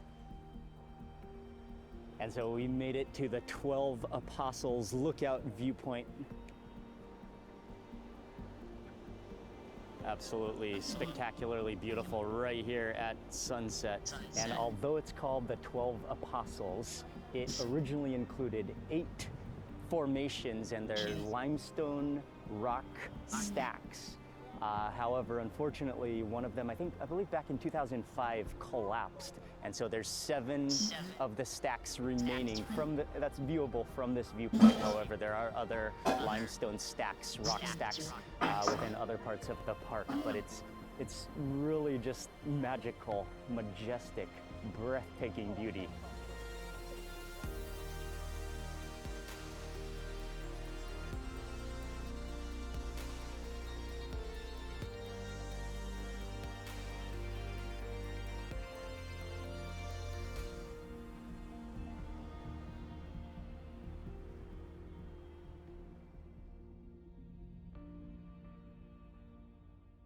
Ray Pop So Bistro. after a gorgeous sunset at 12 Apostles, we then drove, it was just about a 10-minute drive to Port Campbell, which is the nearest town. And this is where we're gonna spend the night, but we just wanted to have dinner, so we came to this place is called Clay Pot Bistro at the Port Campbell pub. And this is just classic pub food. Ordered a few different dishes to share. It looks, I mean, the portion size is generous and looks really hearty, home-style food. Big portions, yes. Wow.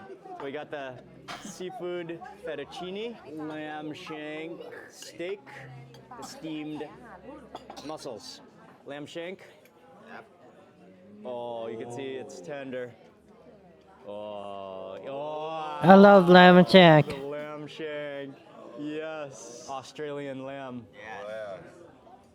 Wow. Mashed potato with mash on top. Mash and vegetables. Yes. Oh, that lamb shank.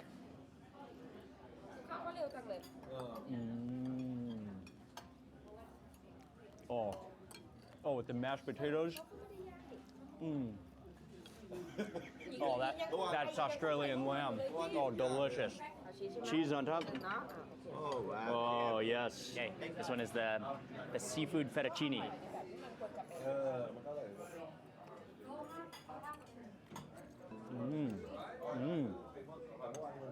Oh, that's really good. Tomato, creamy, a little bit cheesy. You taste the flavor of the, maybe they're using a seafood stock. You can taste the flavor of the mussels and the shrimp in there. Oh, that's really nice. These are the mussels. Oh, really? Wow, look at that color. Sisu, eh? Oh, yes. Oh, nice. Oh, Chef Gig. Whoa, thank you, Chef Gig.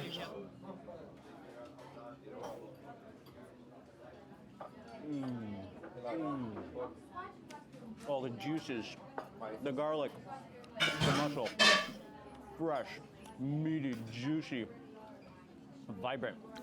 Oh yeah, really good. And now time for the steak with pepper sauce. Wow. Together with the fries, big steak fries. Oh yes. Oh, that's a bite right there. Oh yes. Chef Gig just makes the masters of all bites.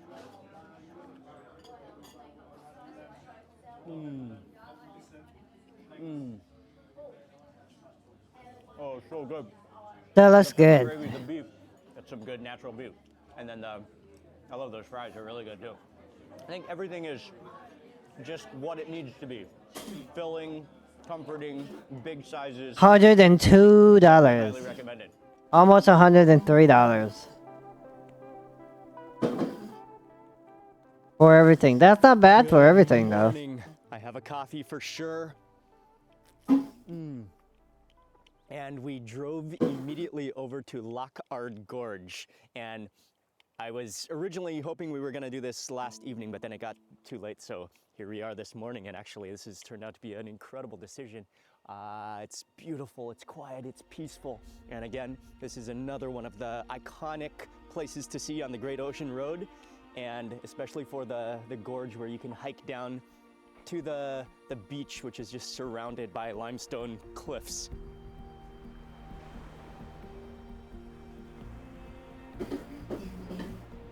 Look at that. Look at that. That was good.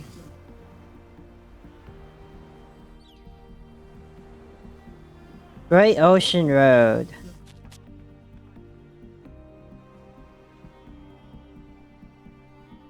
And so finally, we've made it to the bottom here. I love the cliffs and the shelves. You could just see the layers of rock stacked on top of each other. And how the cliffs are just so sandy as well. The aqua turquoise water, so clean, so pure. Absolutely gorgeous.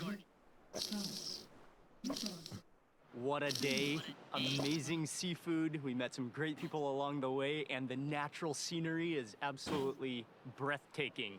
Highly recommended. I mean, if you're in Victoria, if you visit Melbourne, it's well worth it to take a couple days to drive down the Great Ocean Road to eat some delicious food, and again, natural scenery will blow your mind. I'll have all the information everywhere that we ate in the description box below, and I want to say a huge thank you for watching this video. Please remember to give it a thumbs up if you enjoyed it. Leave a comment below. I'd love to hear from you, and if you're not already subscribed, make sure you subscribe for lots more food and travel videos. Thanks again for watching. Goodbye from the Great Ocean Road at Lockard Gorge, and I'll see you on the next video. What do you guys think? Do you guys like seafood? Fried seafood? Any of that stuff?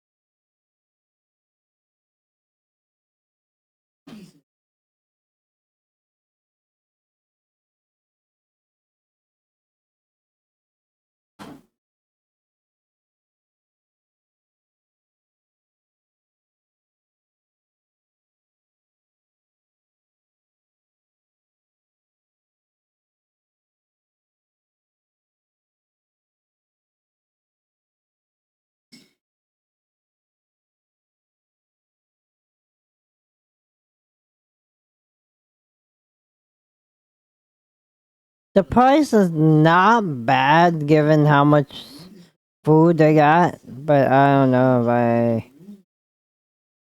It's not bad given how much food they got. Right? I mean, what do you guys think? Are you guys into seafood like that? I know a lot of people are not into seafood like that, but are you guys into seafood like that? Like fried seafood like that.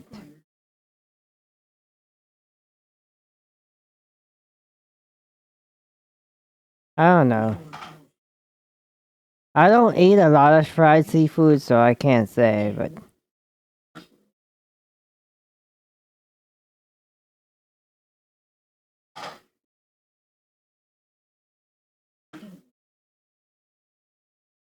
yeah, I cannot say because I'm not really into fried seafood, but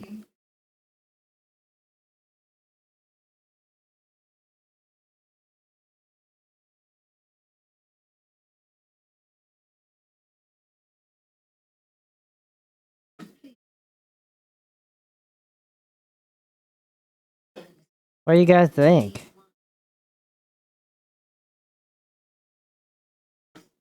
Is this something that you guys do you guys like fried seafood?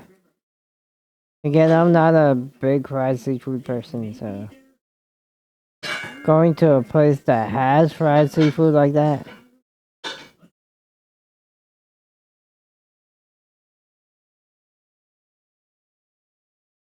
Let's see, the next place.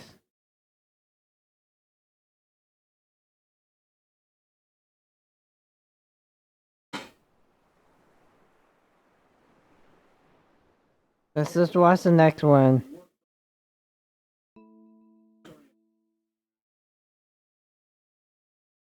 Let's go to the next one, whatever the next one is.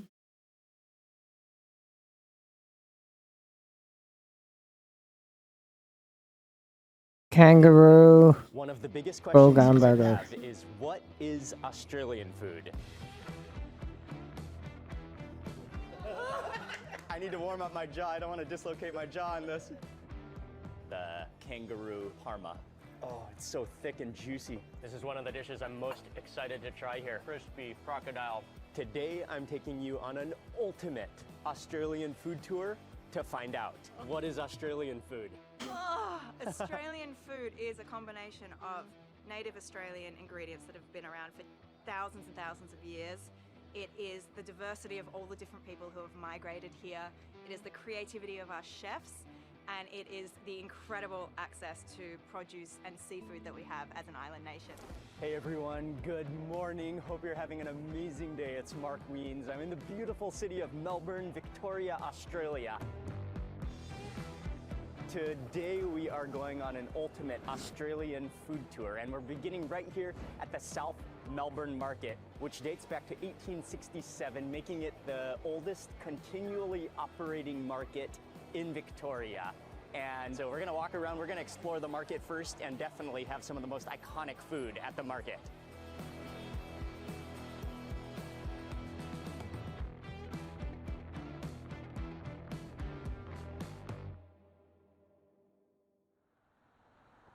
Australia is a place that I wouldn't mind trying.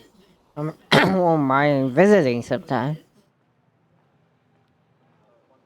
Looking at all the food that they have there, it looks good. The original jam-filled ball donuts. Oh, they're hot and fresh, covered in sugar, deep-fried, stuffed with jam. Oh, yes. The donut, the original ball donut filled with jam.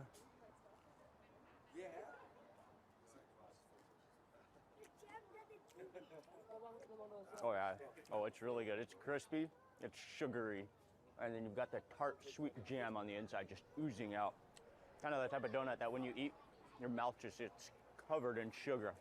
So much sugar, fluffy and crispy. Oh yeah, that's sweet, that's pretty good. The donut to begin with was excellent. We're gonna proceed walking through the market. This is kind of like, I mean, there's almost everything you can imagine all under one roof, from clothes to plants to lots and lots of food. And so we're moving into the food section, but it's a beautiful market with a lot of history and I just love the culture of markets and what's available and the community that forms from markets. Next up, what are we trying? A classic meat pie. And a sausage roll. So what's the significance of a meat pie in Australia? It's the footy. Footy? It's the cricket footy. sport. It's a Oh, yeah. so it has to do with sports. It has to do with sports. That's how you eat a lot of That's this. where I didn't know that. the Okay. love affair came from. It's Okay. No tables, no chairs, standing, steaming hot pie, and a lot of tomato sauce. The most Aussie beef meat pie. This is the sausage roll, okay. Yep. And these are the classic Aussie meat pies? Classic Aussie beef meat pie. Okay. What is it? What is the tomato sauce called? We call it dead horse. Dead horse? You want to squeeze your sauce all over the top. Squeeze the take it sauce out, all over the and then top. In. And then In just you go in. That'll be- Pull it out of the... And you burn your mouth. You've got to burn your mouth. You have to burn your mouth. That's one of the signature ways to eat it. Okay. Oh, this is a... Oh, nice. Oh. Squeeze it all on top. All right. Then in true fashion, you pick it up, just take a massive bite, as big of a bite as possible. You're actually hoping to burn your mouth as you take this bite. That's my dream.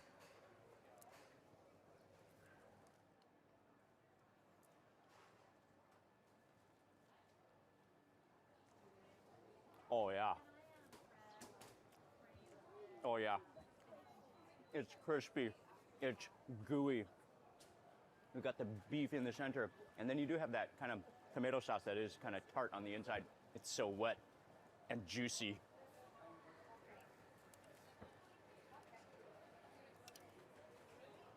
It just kind of collapses in your hand. I don't eat meat pies that much. Somehow. Oh yeah, okay. Now I burnt my lip. Yes. Successful. Yeah, I don't eat meat pies very much. Do you guys like meat pies? Let's keep going. This is what I love to do. Do you guys like meat pies? Let's do this.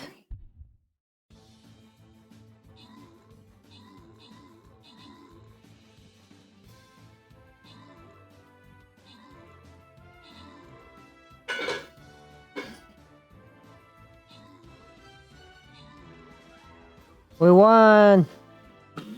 Congratulations, you guys! I think West Face. Yeah, let's give it to West Face.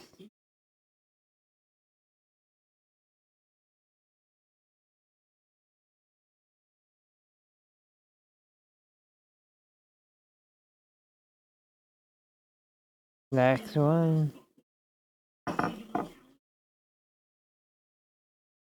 Don't forget to collect all your stuff, you guys. I think this is, oh, more melee.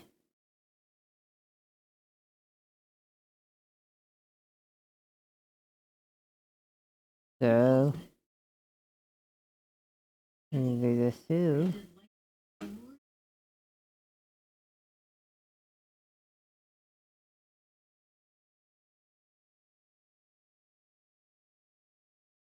Let's do this.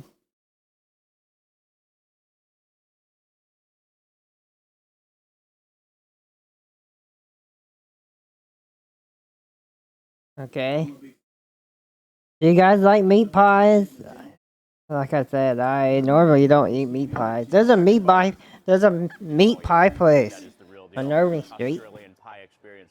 They do have a list of all different sorts Here in of San kind of Francisco, pies but that you can get, but this is truly just the best. Is just the original, the beef, with maybe just some onions in there and just some very light pepper. And then the sausage roll is, oh, that's heavy. Yeah. Wow, just absolutely packed full of sausage. I think I'll break a bite. Yes. Oh, nice, Micah. Oh, that's so satisfying. Okay, that's good. Thank you, Micah. Oh man, that just has to be the most satisfying ketchup squeeze ever, as they call it, the dead horse.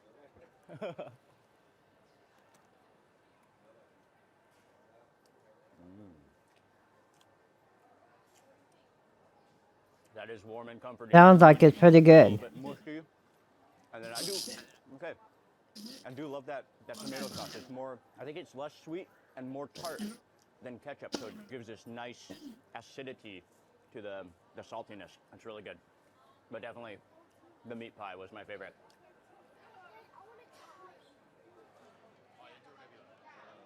How's the Australian pie? Yeah, good. Very good. This is a beautiful market hall. Seafood on one side, dried meats and cheeses and breads on the other side. Everything is gigantic, from gigantic lobsters to the slipper lobsters, which I believe they call Moreton Bay bugs, to huge shrimp, to massive sea urchins.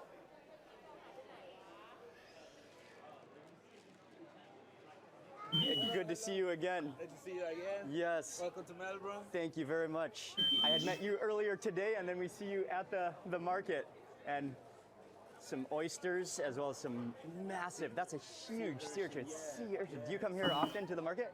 Yes, I come here like not every weekend, but I used to work around. Oh, okay. I used to be a chef before. Oh, so awesome, this is the awesome. place I used to get my stuff. Oh. So, yeah. This one of the best places for oysters. For seafood? Yeah. And oysters. absolutely, Okay, yeah. okay. So he's invited us to have an oyster. Okay, thank you. Let's go, man.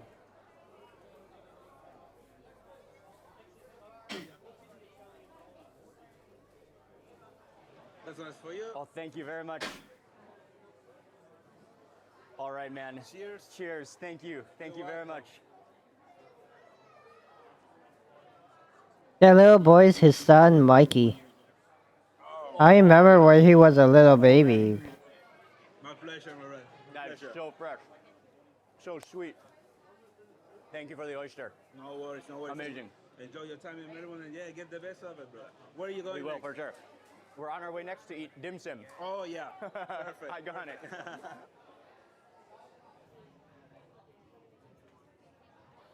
Here we go. We have arrived. The original South Melbourne Market dim sums, legendary, established 1949. This is something big, the dim sum, and it's so iconic. Everybody knows about it. Is Chinese inspired, and yet it was invented right here in Melbourne, Victoria, Australia. I was just mentioning that whenever I mention dim sum to anyone Australian, yes, that's the response I get. That's the exact response. A big smile, and a kind of a mysterious laugh. Yes, there they are. Yes. Okay. And we're going to get some potato cakes as well. Oh, nice. Okay. What would you say is a dim sum? It's a classic Australian dish to eat with a beer. After a beer. Yes. Awesome. And you don't want to know what's in it. No. You don't want to know. And maybe nobody quite knows? No, yeah, nobody quite It's a knows. secret recipe that That's part of the it's pleasure. slightly mysterious, right? And you can have anything on it. Soy sauce or the... I love it. Okay, I'm gonna do my seasoning. So soy sauce goes on. Oh, it's kind of like a thick soy sauce. Gotta squeeze it with some sriracha on top as well. Oh, they're pretty huge. Into the mouth.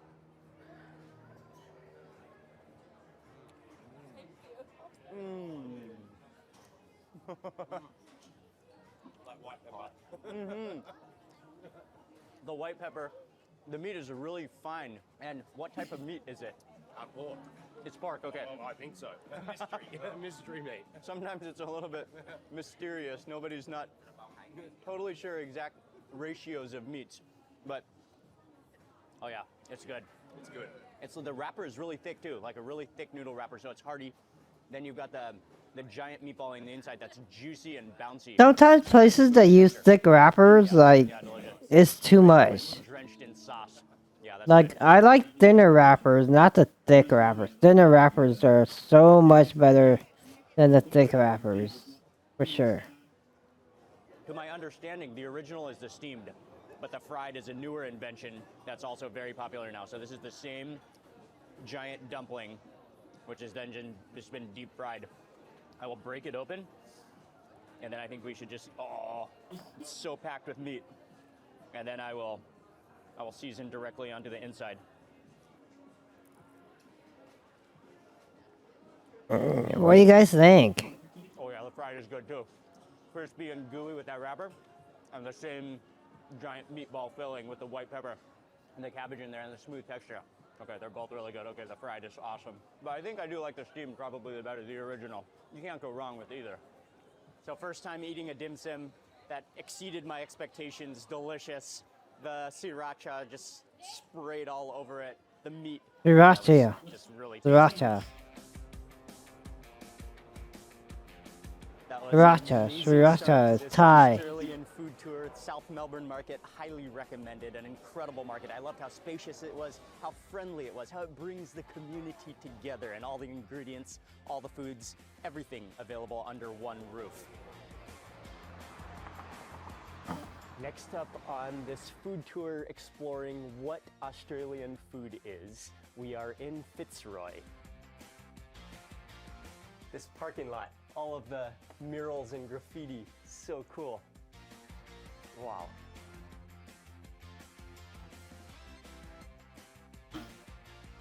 This is an artistic district of Melbourne, and we're gonna meet up with my friend Sophia from the Seasoned Traveler. Good morning. Good morning. She's a writer, she blogs, and she probably knows the food of Melbourne and the different cultures that represent Melbourne, the food that represents Melbourne better than anyone else. We're at Industry Beans in Fitzroy to start our Melbourne adventure off with a coffee necessary. Now, Melbourne is very well known for coffee. Is that all over Australia or especially in Melbourne? I would say especially in Melbourne, but I think I'm probably biased as well. How many cups of coffee does the average Melburnian drink per day? That's a fantastic question. I'd say at least one. Okay. Probably two. And if you work in hospitality, 6 or 7. Oh, nice. I like the 6 or 7. Okay, so this place is called Industry Beans. It's a beautiful, like really artistic 6 or 7 cups of coffee per day. Very arty, cool, bohemian. That's a lot of coffee. Around here, so. Awesome. What did you guys say? I can't wait. Shall we? All right.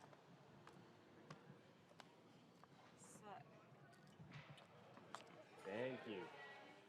There's a takeaway kind of stall at the other side, but then this is inside the main part of the coffee shop. It's beautiful. I love the architecture, the natural lighting, which just comes in from the rafters, the raw metal, the bright countertops, the white. It's a beautiful place, and we're gonna get a little tour here. My brother Trevor and I started Industry Beans back in 2010. I think we roasted our first batch of coffee. We've been in Fitzroy for 10 years now. This is our second venue in Fitzroy. We used to be up the road. And we moved in here at the end of 2021. Today we're in our cupping room here. So we can try a bunch of different coffees. I'm going to throw some filter coffees, some espresso, and some cold brew at you. Awesome. And just talk through the differences in the roast profiles and how we source coffee, and then how we brew it and how differently that can influence the final flavor profile. Cheers to begin our first cup of coffee. Oh, Ying already finished it. Wait, you have a lot of coffees to taste. Yeah. Okay, so in El Salvador. So without yes. Yeah. Oh, it's so smooth. Oh, it's so good. Yes. Really clean. Oh yeah. Yes. Yeah, and that's what we're looking for is like, clarity of flavor, smoothness on the palate. So this coffee is nice and smooth and clean. What's the next one? Yeah, so this is a definitely more fruity style coffee. So this is an Ethiopian. All right. Kachiri Beloya. So yeah, it'd be a really nice counterpoint to our first coffee. All right, so we're talking about roast profiles, all right? So when we're roasting, the basic analogy is it's like cooking a steak. So filter roast is like a medium rare. So we're getting more of the meat flavor, whereas our espresso roast, our darker roasts, are more like a medium well. So you're getting more of the cooking process coming in, and that's kind of one of the big differences is whether you're getting more roast or more origin characteristics. So we're getting more origin characteristics. Yes. Yeah. Yeah, it's not that acidic. It's not It's sharp. fruity, but not that acidic. Yeah. Oh. And like there's certainly, I think also we'll come back to the cold brew. Next one, we're moving on to espresso, a Colombian bean, and it is medium roast. Yep. Yes, that is fuel for the day. Yes, but it's really incredible. It's such an education on coffee and the different processes, the different methods in which the coffee beans are processed, and even the location of where, the geography, the method of preparation, so many things that have an effect on the flavor of coffee. These first two are cold brew coffee. We've got a still and a sparkling. So these are both an Ethiopian single origin. So cold brew. Cold brew Ethiopia. Wow. That's So, like it's nice, huh? That's like fruit juice. Yeah. That is straight fruit juice. Yeah. Roast all our coffees on site here in Fitzroy, and then the team do all of our e-commerce orders, all of our wholesale orders, and then obviously the coffee for our own venues out of here. So on any given day, we might be roasting like a dozen different single origin coffees. Wow, cool. And putting it all together. Yeah, so we're currently roasting a new batch here. So this is still quite early in the roast because it's still green. And this is the last batch we did before, which was the same Colombia we tasted on espresso. Oh, okay. Just before. So yeah, fresh batch of the same coffee. Such a cool place. Wow, that's a fresh batch, fresh roast. Coffee is the focus, but they also serve some really gourmet food here as well to bring in the entire experience. All right, ทำงาน ครับ Let's pop it. It's ready to go. Oh, Perfect.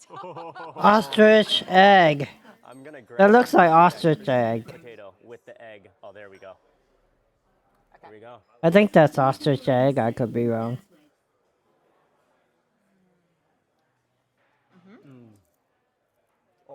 Oh, the potato.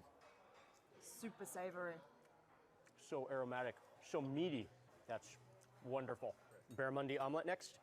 Yeah. Barra. The Barra omelet. You can stay I now. love. Oh, it's like this is kind of in a nest shape as well. Oh, it's got a bit of kick. It's got a bit of spice. You'll be pleased about that. Oh wow. Oh, I love the acidity of the tomato in there, and the chili and the chives, and the beans. Oh, that has such an umami. I love the texture of it too. Half runny, half cooked. So it just creates this gravy that just coats your mouth. Next up, the coffee garden. So this is more of a ice cream, and then all sorts of different coffee representations. The formations and the stacks of ingredients here are pretty impressive. Get a little bit of everything down the line. Oh, there we go. That's everything in one bite.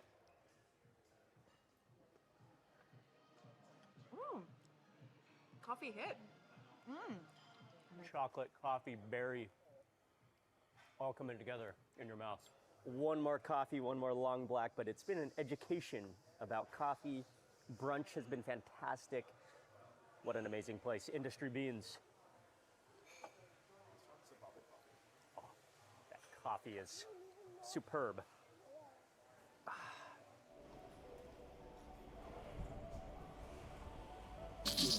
Where are we going next? We're going to Terra Twilight, where you can see on the sign it says, nice people, great coffee, food, and cocktails, which is bang on, really.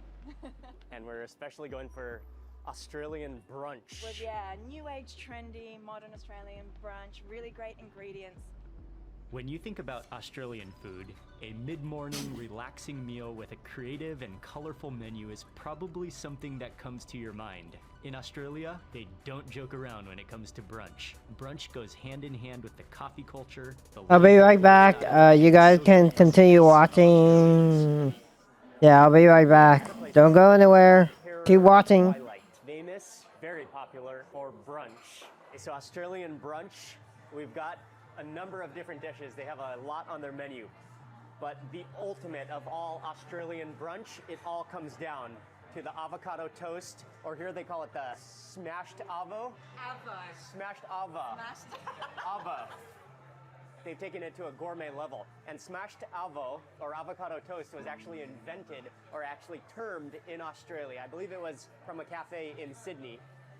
But I mean... Bill's, apparently. Bill's, yes, yeah, yes. There's some debate, but Bill Grange's been around a long time, so he's the man. And that's... So now you'll find it all over Australia, Yep, and all over the everyone world. does their own version. So it used to just be avocado on toast, maybe an egg, that's about it. But now you've got some, cheese from Emilia Romagna, you've got different sauces Obviously, you get the little micro herbs, so za'atar, bit of all around the world. Za'atar, there's even a poached egg on top. So it is a double-decker piece of toast. So you can kind of bring it together. Oh, wow, generous. that's heavy. Yeah. Should we just break that yolk maybe and then find out what happens next? Let's see. Oh, It's ready to blow. Yes. Oh, I like a balloon. Oh, it's so orange. That's a happy chicken that laid that egg. Wow, that's beautiful. Here we go. Let me slice a few bites and we can pick it up. This is almost in the way. It's so big. Look at this. Here we go. There we go. The naughty way to do it. Oh.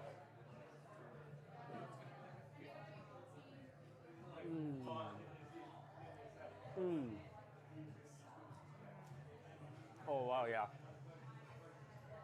Almost has a little bit of a Mexican flavor to it. With that, Bit of spice. that, like almost like a salsa, like a pepper roasted tomato kind of salsa. Smoky but creamy. So creamy. And then the avocado is just kind of mashed, but still chunky at the same time. Okay, so next up we have the fried zucchini fritters. Fritters are a bit of a classic in Australian bread. Egg on top. Another one.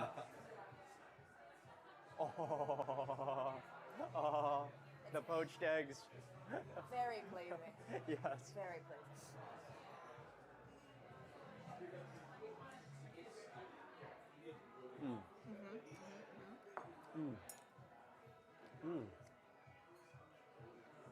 Almost like a bhajia. Ah, I love the flavor of the zucchini, and it has a bit of a nutty flavor too. I'm getting some spice now that I've had a big scoop of that. Lovely. Really good. Yeah, it's really good. This is the customized bowl. And so we got cauliflower rice on the bottom. There's some corn. There's some bok choy, broccoli. Oh, there's even kimchi on the bottom there. The kimchi was essential. And then he said, he also recommended the miso mayonnaise. That's right. Would you, Yeah, I'm You would- all in. All in. I think. we would go on? I think so. Kimchi Might have to mayonnaise? give it a shake. A miso mayonnaise? Oh, it's thick. Is it, oh, there we go. Oh, yeah. Good. You just kind of get a bit of everything all in one bite. I want some of that cauliflower rice in the bottom too.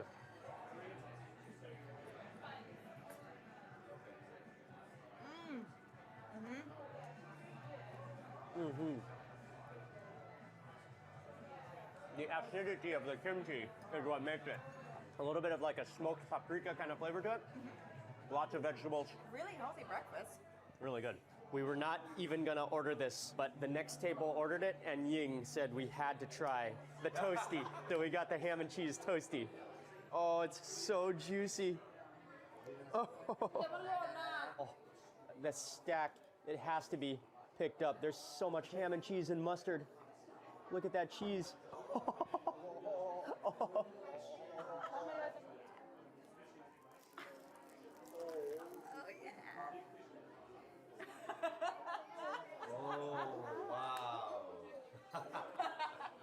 Oh, wow.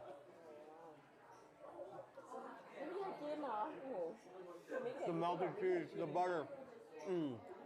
That's juicy and rich. That's the type of sandwich you need to take a bath after you eat it. Look at that cheese do that. Oh, it's oh, it's squeezing out of the bread. No, we've got some jealousy. Look at that cheese. Oh, the pole. Oh, it's going. It's going. Oh my gosh. Whoa. I can't get any higher. Go to the roof. Go to the roof.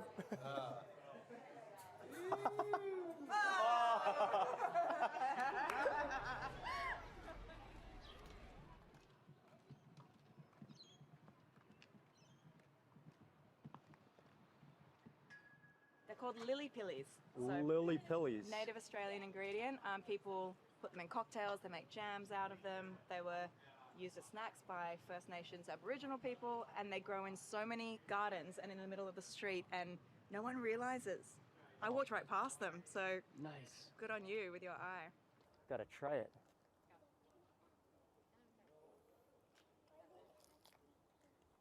Oh yeah, it's like almost like a rose apple. Oh, delicious, sour, native Australian ingredients. Street food. Yes, Street fruit. that's street fruit. That is On the literally street, above the bin. literally street fruit. Oh, it's so good. Oh, he likes them, huh? So sweet and juicy and sour. Yeah. And a bit of dryness, huh? Yeah, a little cottony. Yeah, like when you bite into a banana peel. Yep.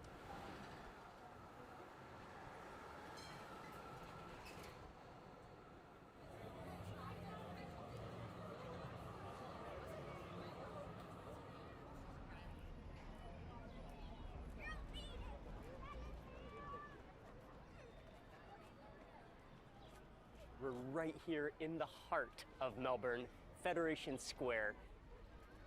Going to a restaurant that serves food that I would not want to make this video without showcasing. And so I wouldn't want to make a video about Australian food without acknowledging Aboriginals, the native people of Australia. And unfortunately, it's really not, in the cities, maybe it's not that well represented. It's only just becoming more represented now, thanks to places like Big Esso and Nonny Barrow, who's the owner, who unfortunately isn't here today, but she's in hot demand because she's one of the only people who has First Nations blood doing the food and learning about it herself as she goes. It's probably worth pointing out that Melbourne is known as Naarm, and you'll see That's the original name of Melbourne. Okay. And we're on the Kulin Nation. Very cool. Very cool. Something that we try to acknowledge as we get around Melbourne and during events is that, we were not here first, and we are just enjoying it now. And we're going to enjoy this food, that's for sure. There, we gotta get that. Pepperberry, saltbush fried crocodile, pepper leaf smoked emu flat fillet, hibiscus juice. Oh, and also the native green ant curry. And as we're waiting for the food, we're ordering a special drink. Oh yeah, that's great. So the ants are infusing.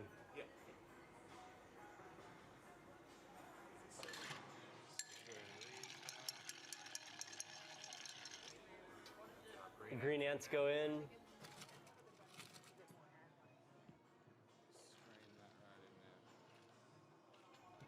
Oh, okay. And if you can see it, there's actually larvae in there as well. Oh, nice. Thank you. That's the green antini? Green antini, yes indeed. Thank you very much. Right now? I'm extremely excited to try this green ant martini. Last week? Yeah, we didn't watch it.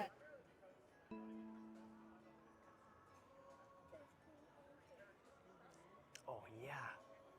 I mean, that's strong and cold and refreshing. And the green ants, I mean, they're infused within the gin, but I think they're giving off a little bit of a sourness that is strong and refreshing.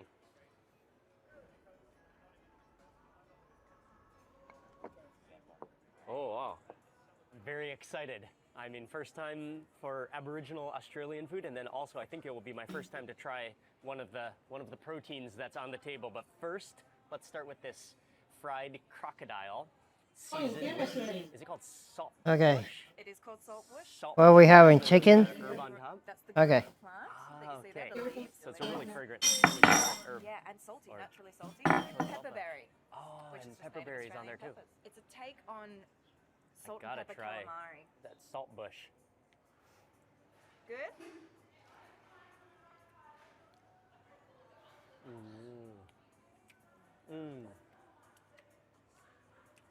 Excellent.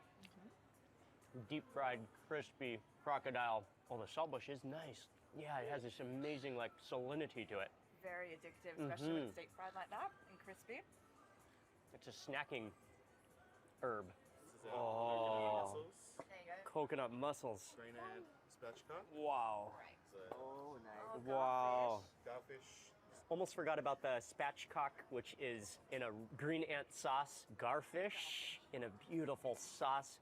And some of these dishes are specifically Torres Island Yeah, so dishes as well. Nonny's from Mer Island. Oh, okay. And when this was put down on the table, we were told that this is how they would traditionally prepare it in Mer. So Awesome. really, really Awesome. island style food, which is great. Let's try this emu first.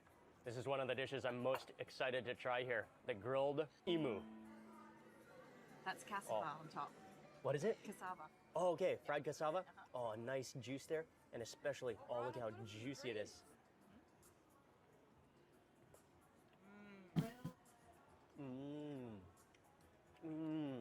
Anyways, I'm gonna go I'm gonna go get some din bin, but you guys can keep watching. So juicy. Wow, it's not gamey at all. Not like a bird, is it? You wouldn't think it was an actual. That's delicious. I think that might be my first time to try umu. The chicken here, oh, you can see a lot of herbs in that sauce. The ants on that lemon. Maybe we should sprinkle lemon.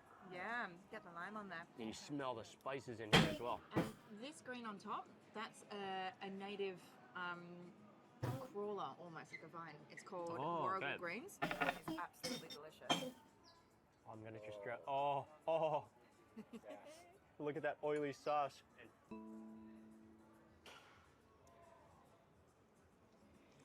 Oh, that's tender. Oh yeah.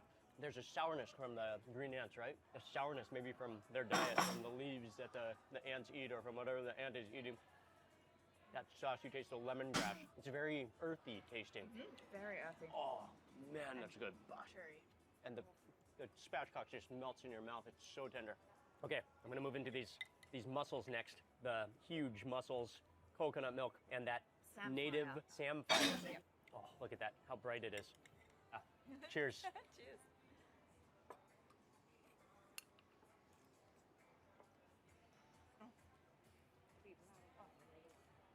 Yes. Oh, the richness, the butteriness of the coconut milk. I love that C.S. Asparagus. It just kind of pops with this salinity, the ocean, the flavor of the ocean. Big, fresh, meaty mussels. Oh, I probably have coconut milk dripping down my chin. So good. Oh. Another mussel.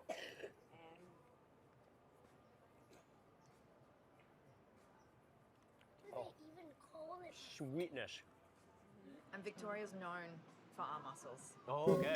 New South Wales, Sydney, they get a lot of They're mussels huge. from. Yeah, they're big. Big mussels. Fat, juicy. And I love the color too. It's really Yeah. like vibrantly I can't orange. remember which way it is, but the orange ones are one gender, and the white or pale ones are apparently the other. Okay, this garfish, I just have to pick up the whole thing.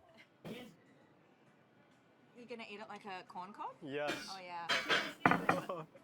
That's a lemon myrtle, which is a traditional Australian ingredient. The as well. sauce on it? Yep. Lemon myrtle. But beurre blanc style. Beurre blanc.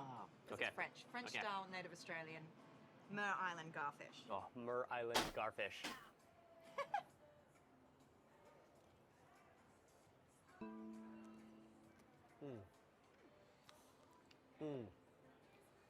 Oh, it's so good. Herbaceous. Oh, the green chilies. A little bit of heat to it. A little bit sour, smoky. Squeeze on a little bit of lime juice. Oh, it's has a nice little spice to it.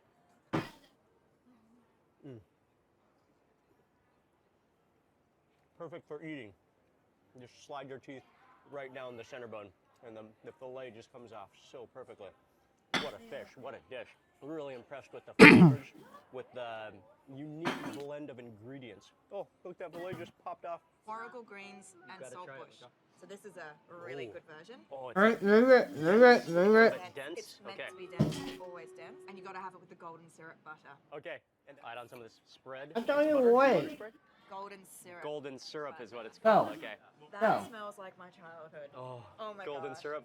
All right. Yum. Oh. Wait. I love that. It's kind of sweet and a little bit salty, but not that sweet and not that salty. Everything. Yeah. Wow. Not too much. Generous. You want it to leave teeth marks. Yes. Nice. Anyways, you guys, we're going to pause this.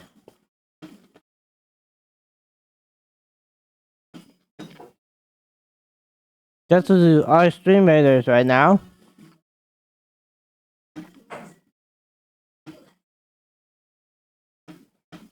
Let's yeah.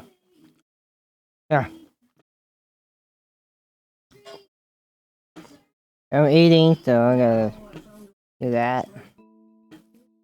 Nice. That's what I love.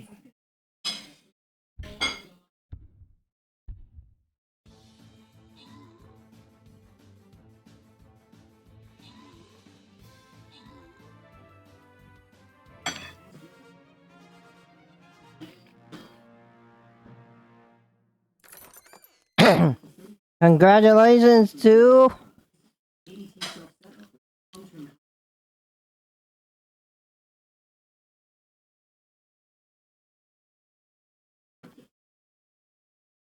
Afronez.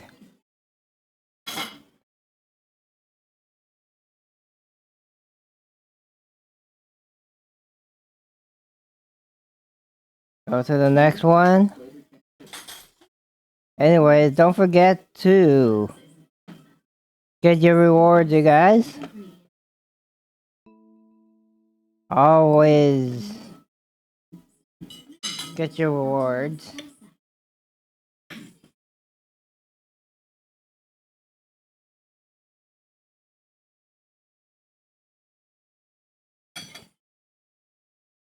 Okay.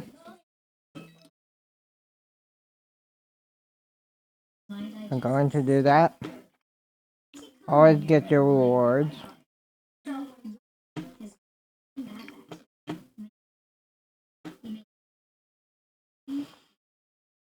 Let's do that for now. Yep.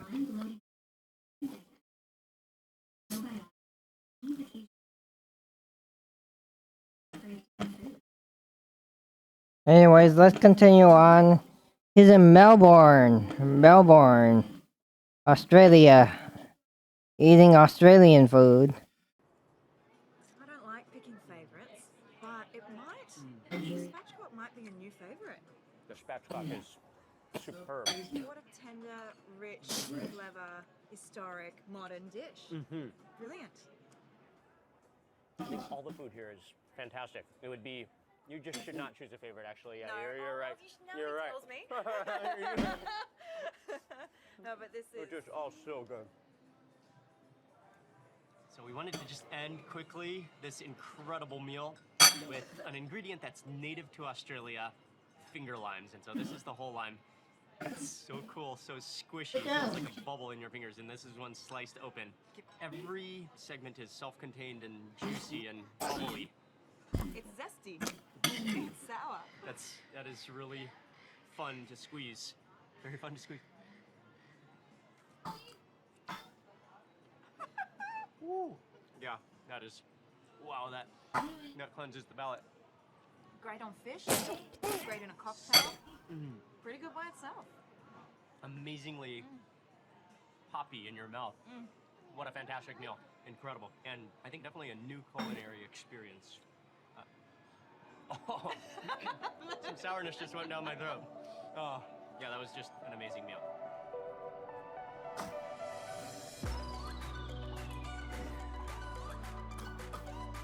And so we're just taking a walk down Melbourne's most iconic graffiti artistic street. So many colors.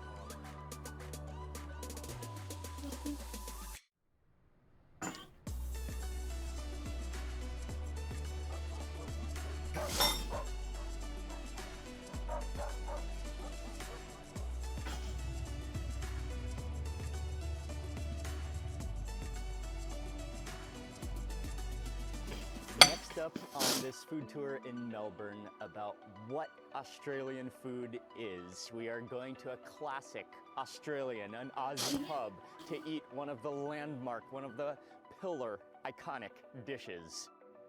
So tell me about this place. Right, we're at the Napier Hotel. It's been here since 1866, so definitely a classic, iconic venue. You'll see cricket on the walls, you'll see football on the walls. It's very, very Australian. And it's probably the most Australian pub because you can get kangaroo on everything. Awesome. One question, what is the significance of a pub-style restaurant or eatery in Australia? It's our English heritage. So when we came over here as English men and women and colonialised the country, which wasn't great in many ways, we also brought the pub culture. And so all of this is thanks to England. Stems directly from Thanks to the UK. So that's why we love a beer, that's why we love chips. Wow. The Bogenberg. Okay, this is something impressive, something truly majestic. So we're gonna come back to this. We'll set this aside. And we have to try the kangaroo parma first. All right, let's go in for the, is it okay if I just slice it down the center? Oh, yeah, yeah. Okay. Absolutely. Look at this, it's huge. I'm just gonna slice it down the center. We can get that cross section. Pull this apart. Oh, look at the layers of that. Pretty generous on the kangaroo, Yeah, actually. yeah. Mm. So the kangaroo steak is on top there. Oh, it's so thick and juicy. Look at the layers, yeah, the cheese.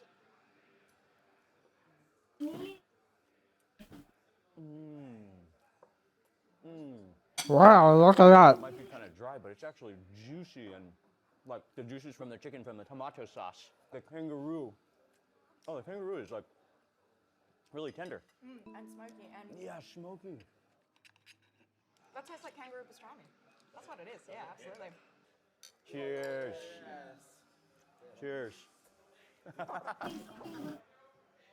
Okay, next up we're gonna try just the straight up kangaroo steak. I love how they just serve it on a mountain of chips. Look at the juiciness of it. Juicy, slightly pink on the inside, and you can see how lean it is. Look at that meat, the quality of that meat.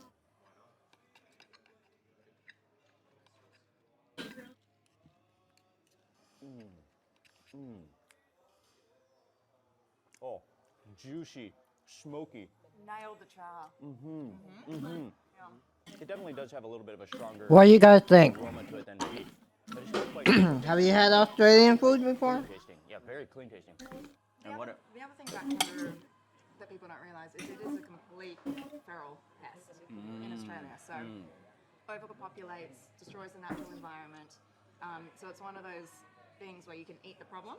So if more people were accepting of eating kangaroo, and it's getting there because it's in pubs now, in supermarkets, it's just a really sustainable meat, really lean meat, and something that everyone should be eating a lot more of. Okay, this is something gigantic, something spectacular, something almost intimidating. What do we have here? This is the Bogan burger.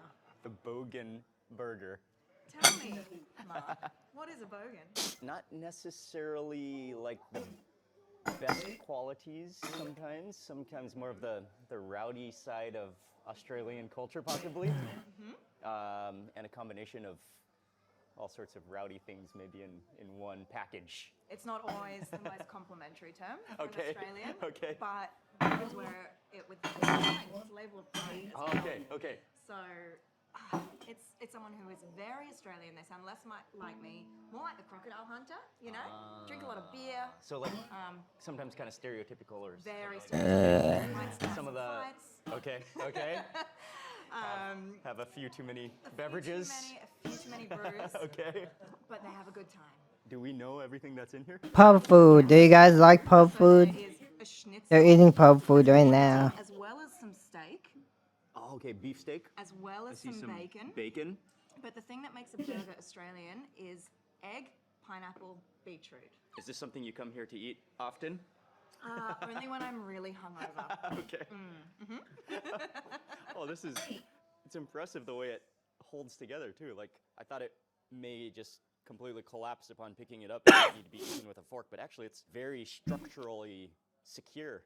At this stage, you want to extend your jaw as large as it possibly can go like to get as much. Yes, like a python. Yes. Oh man. I need to warm up my jaw. I don't want to dislocate my jaw on this. Here we go. Got to get it all in one bite.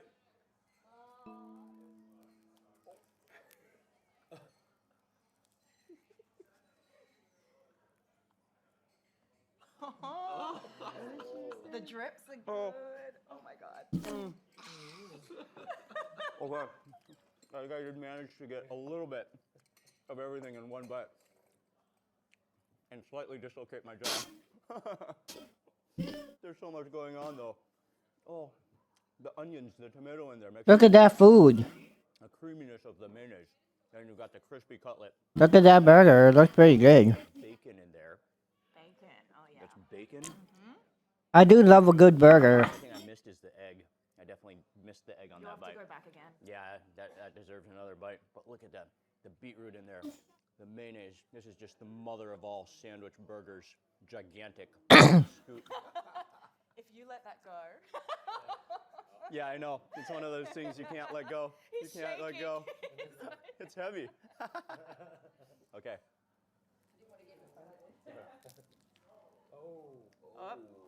some tomato. We have a tomato situation. It's gone between his legs, not on his pants, so we're okay. We got a tomato down, a tomato down. There it goes, there it goes. Oh, wow. It's actually really tasty though. You've got the acidity of the pineapple as well, which kind of like balances all the. I think one of the great things about something like this is just how fun it is to eat. It's not only food, but it's entertainment. Okay, what do we have?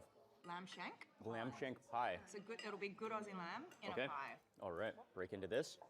I'm hoping it's chunky. Chunky meat in the middle. Oh. Another meat pie. It's like a lamb gravy. Again, I don't eat meat pies, but They'll burn yourself, right? Like, I mean, it would not be a pie eating experience without slightly burning your mouth. I'd love to see all the footage of you where you've gone. do you guys like meat pies? Plenty. Sometimes you have to do the air intake as you take a bite so that you get that air to cool something down. It'll be okay. It smells beautiful.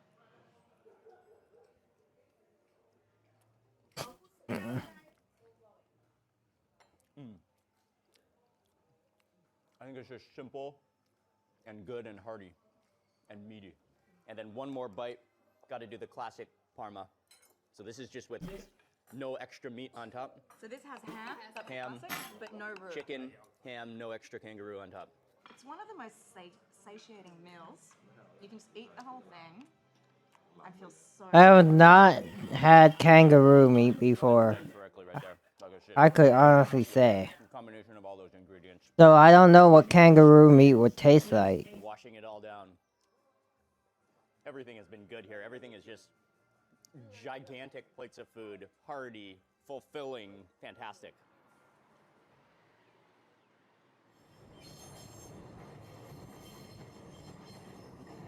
Where are we going next? To the best bar in Melbourne that I don't want to tell everyone about. It's my local. It's called Gerald's.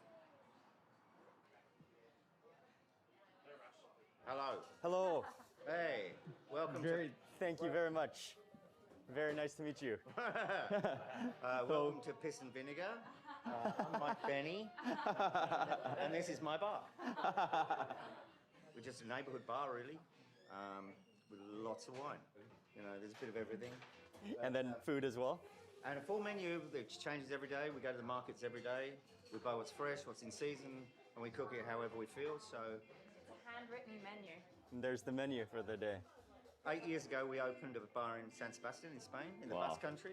Fantastic. Just because, you know, I love it there. And it's also called Gerald's in San Sebastian? Okay. Gerald's Bar. Gerald's Bar. Okay. Thank you.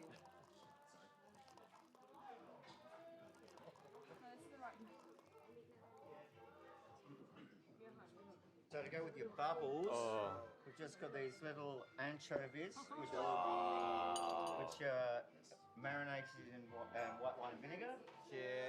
Cheers. Cheers. Cheers.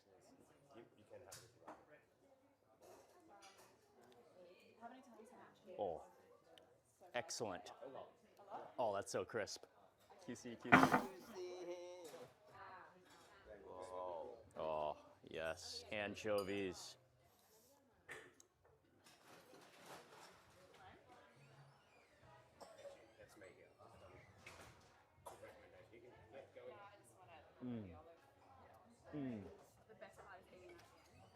Oh, the anchovies.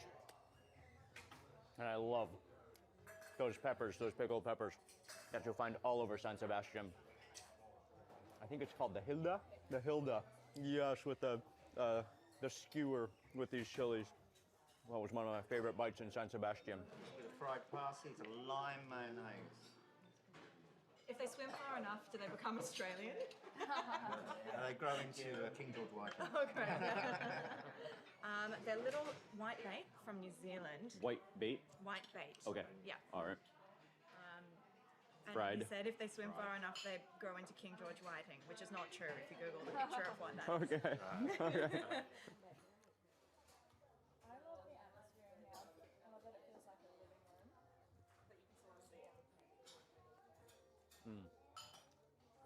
Very good.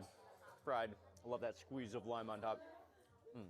Okay, so Gerald just brought us one more dish. This is a wallaby tartare with beetroot. It's gonna be my first time to try. Oh, That wallaby. looks incredible with the yolk on top. You stir in the yolk, served with crispy toast on the side. Yeah, that looks. I love tartar. incredible. Another one of the daily specialties for the day. At least Korean tartar is very good.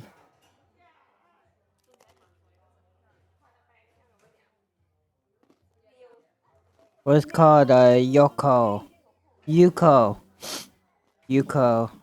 It's Korean tartar. Very good. It's So tender. I love that. sliced raw beef with Tartness to it. a raw egg in the middle. Gerald, thank you very much.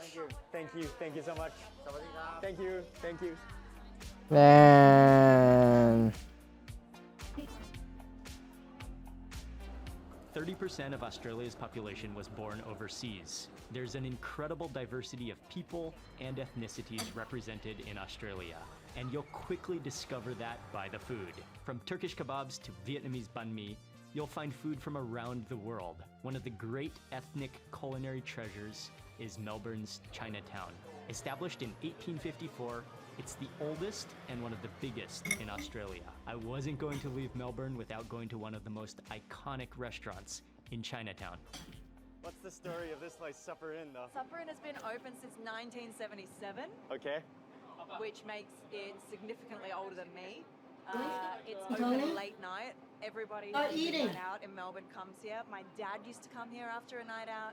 Chefs come here after a night out. 2:30 p.m. Yep, 2:30 a.m. It's Chef open, service. open all until night. 2:30 a.m. every day, Every- and it's yep. known for its exo pippies. Oh, okay, okay. Those are little clams, right? They're the little clams. Okay, that's something we have to try. So we're here at Supper Inn Chinese restaurant, iconic in Melbourne. I even love the building. You get down a laneway as well on a stone street here, surrounded by all the buildings. And then one of the iconic things is you got to go take the flight of stairs up to the restaurant. A lot of chefs that have come here have signed or written on the wall. I love this place already, and we haven't even made it up the staircase yet. Almost. We're almost there. Yeah, I love the atmosphere up here. Just a pretty small room actually, but packed, close tables, friendly service, and the full, mostly Cantonese menu. But what a cool atmosphere, what a cool place. Thank you, crispy roast pork. Wow. Oh, yuck. Here we go, starting with the crispy pork belly. Dip into the hoisin sauce.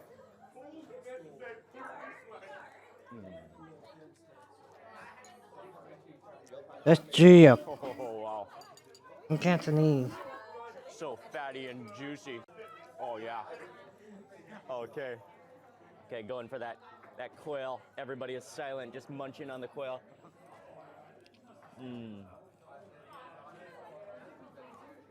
Oh, wow. Oh, the texture is incredible. Oh, juicy and tender. Oh, man, that's good.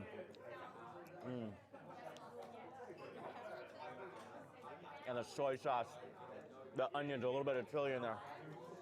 I might do a little dip into the chili oil.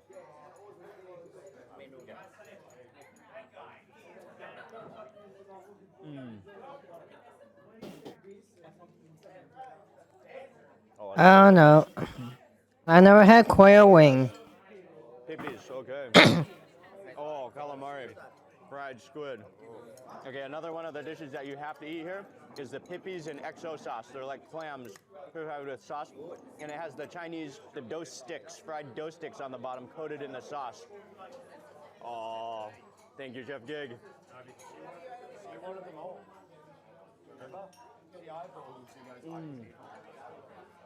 The dough. Do you guys know what Chinese dough sticks are? That XO sauce, the garlic in there, the clams are sweet. Oh, and that just like the dough stick, fried dough stick is crispy and just absorbs that sauce. Yao Jiao Guai. That's what they call it in Cantonese. Yao Jiao Guai. Thank you. Thank you. Okay, so this dish is another dish she brought us. It's scallops, ginger. Oh, there's even shrimp in here with snow peas.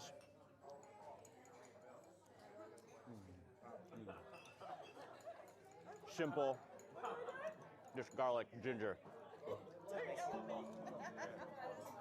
Nice. The scallop, steamed scallop, glass noodles on top. I would try that.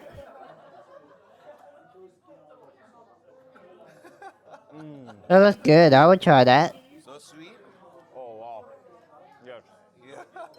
Sweet. Huge. Salty. The preserved radish or something on it. Oh, it's delicious. Happy? Happy. You have to finish all the food now. Happy? Happy. Bye-bye. Bye-bye. Thank you. Bye-bye. Nice to meet you. Bye-bye. Coming out of the Supper Inn stuffed since 1977. What a place.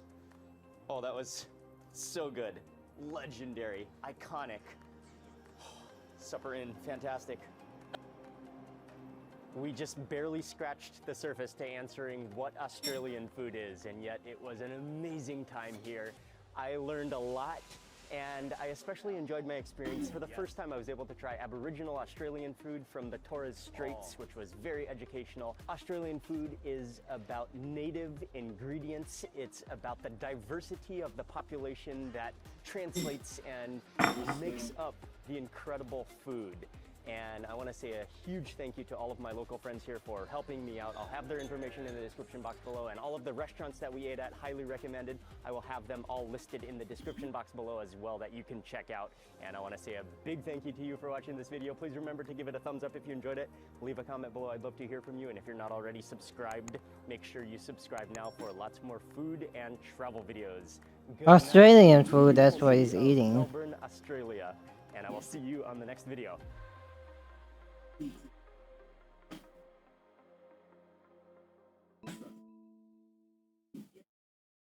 I don't know where he's going next. I guess we'll keep looking at the Australian food tour.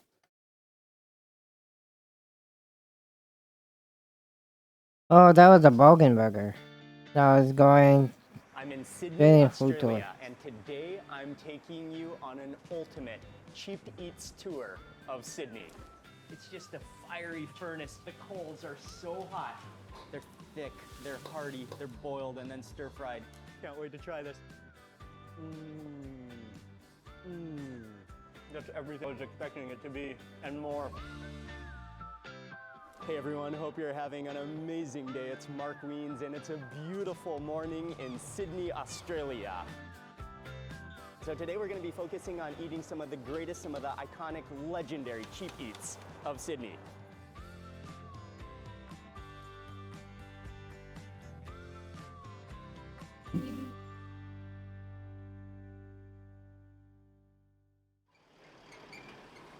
We're beginning this cheap eats tour in Marrickville, and it's a little ways outside of the center of Sydney.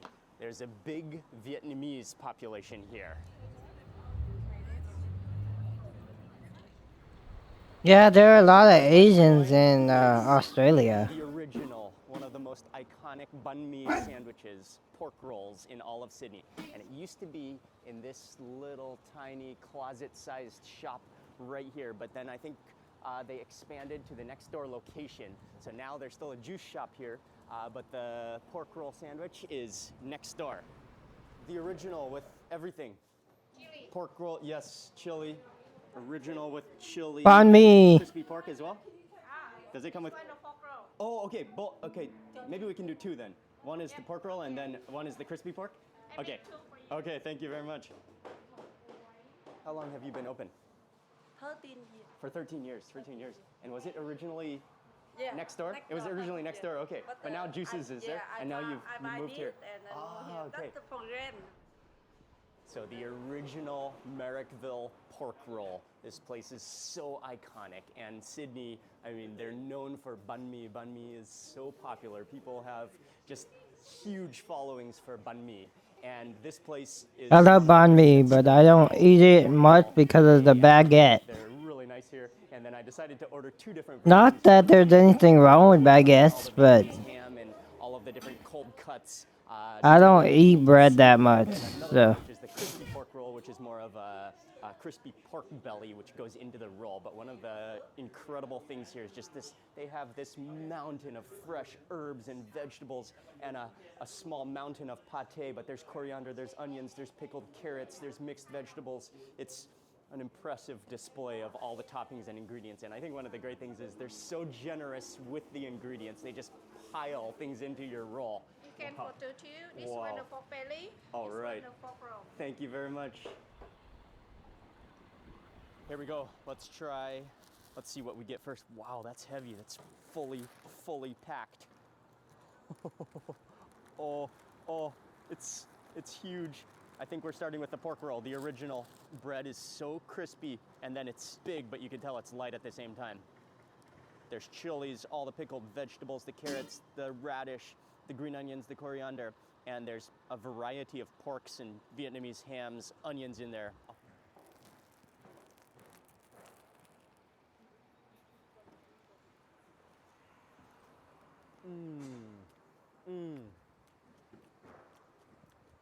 They won the challenge. So, there's so many toppings, so many things going on in there. Oh, nice chili in there. You got the freshness of the cucumber, the carrots, you got that pickle flavor, and then the combination, the bread is extremely crispy, but so light and airy and puffy all at the same time. And then that combination of the pate and the mayonnaise just makes the perfect moisture layer that just keeps it so juicy all the way through.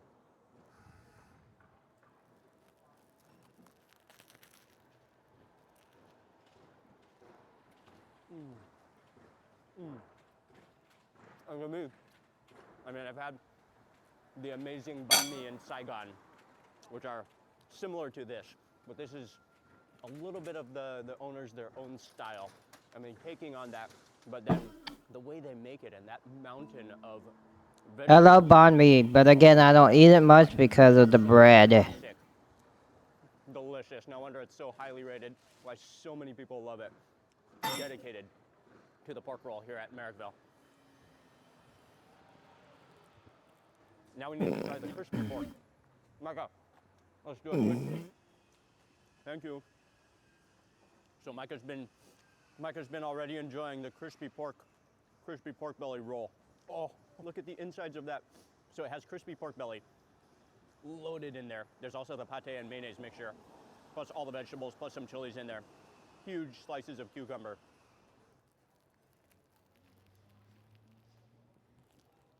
Yeah, Michael is his son. You have some pate and mayonnaise on my... You're definitely going to have a pate mustache when you eat this, but you have the smoky roasted flavor of the pork belly, a little bit of the crispy edges, and then all of the refreshing herbs as well. I love the cucumbers, thick cut and huge. One slice of cucumber fills the entire roll. A little bit of chili in there. You've got the acidity of the pickles, which contrasts the richness of the pork belly, then all wrapped up in that crispy roll. Delicious. You can't go wrong. A banh mi like this, a sandwich like this. It's like, if you come here, even if you're not hungry, like, you'll still eat the whole thing, and it will go down so easily. It's like deceivingly light and fluffy, yet fulfilling. We're off to a great start. That was extremely tasty.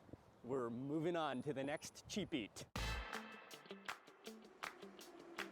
Next up on this Cheap Eats tour of Sydney, we're in an area that's called Asheville, and we're on our way to a kebab shop to eat something that is extremely iconic. This is one of the things I was most looking forward to eating in this entire food tour. And the kebab shop should be somewhere just down the road. He's from Line Truck, yeah. Metro One Kebab Shop, and we are here to eat something called the Halal Snack Pack, or HSP for short.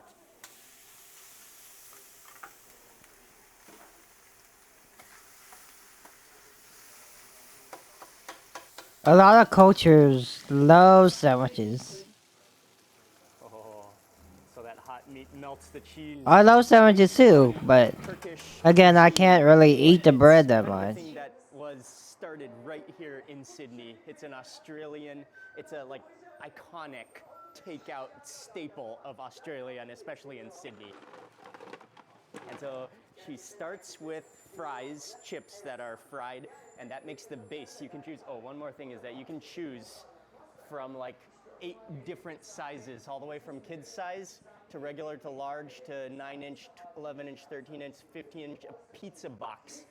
An entire pizza box of a halal snack pack. I went with the large size, which is one of the classic sizes, but they start with a base of French fries. Then I got the mix of meat, so a mix of chicken as well as beef, which she then griddle fries. That goes over the fries, and then on top 3 different sauces, the garlic sauce, the barbecue sauce, the chili sauce. Oh, that is heavy. Thank you very much. Thank you. What are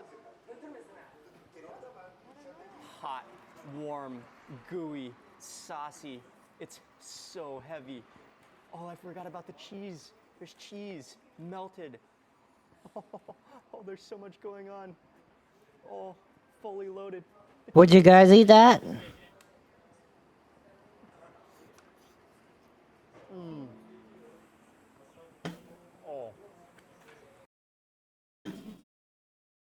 Well, we gotta do some stream raiders right now. Looks like I'm the only one remaining.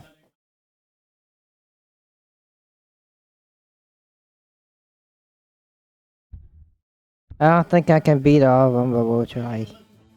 We'll try our best.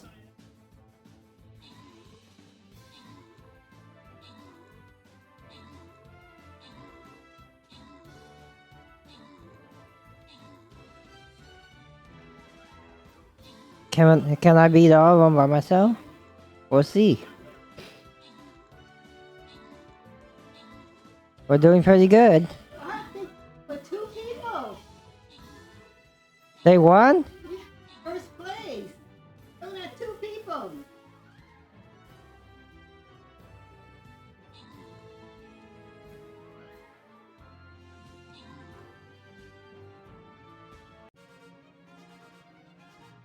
Well, their team member is on the phone.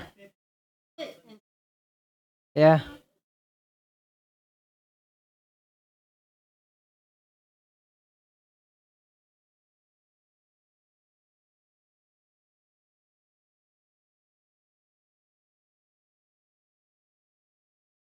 Oh, it looks like I killed them.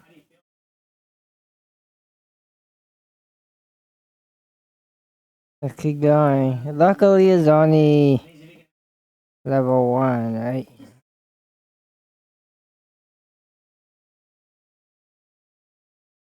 Either the pro team or the rookie team is going home.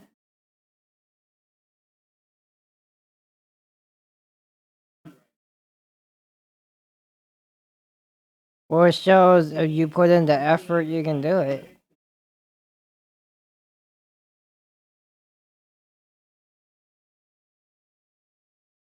How many people you have on your team, it doesn't matter.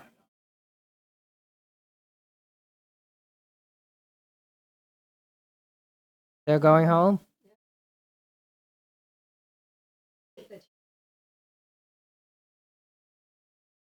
Yeah.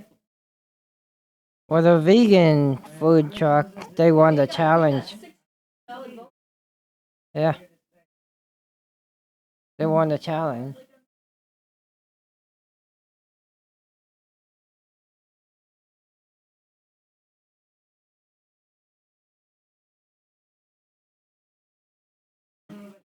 Anyways, how you guys doing? Let's continue watching this Australian food tour. Is eating a banh mi. Well, he's not eating. He's eating halal food. Oh, wow, yes.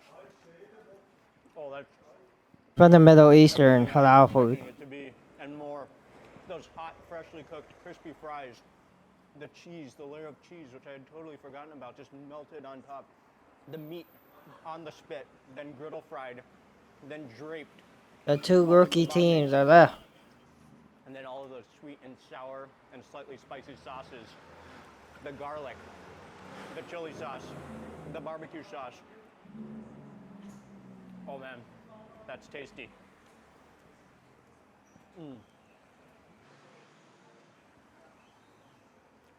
One of the great things is that they cook it all hot and fresh.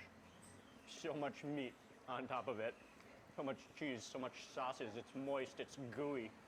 As we continue to eat this, I do want to tell you a little bit of a story of how this was invented and how it became so popular here in Australia. Because there are, I mean, around the world, I think there are variations that are similar to this, but also a little bit different. From what I'm reading a little bit about the history, it can be traced back to the 1980s.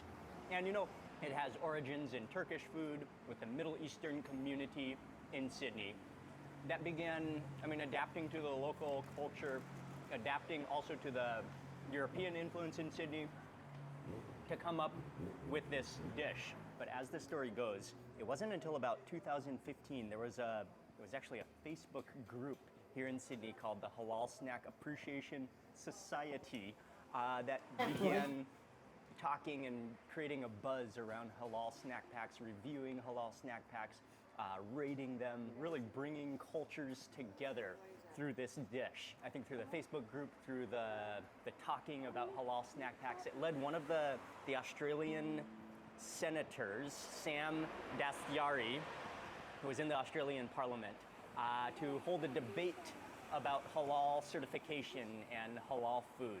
And that's what's also created a buzz and created a more of an awareness about halal food in Sydney. Yeah, Australia is another hodgepodge of multiple cultures, which is great. Something that you absolutely have to try when you come to Sydney. I think the more you keep on eating, the better it gets. The fries get a little soggier, saturated with the meat juice and sauces and the cheese oil. Thank you very much. Thank you. Thank you very much. Another hodgepodge. Nice to meet you also. HSPs would be available at basically any kebab shop throughout Sydney that you can find. But the place that we went to is called Metro One Kebab.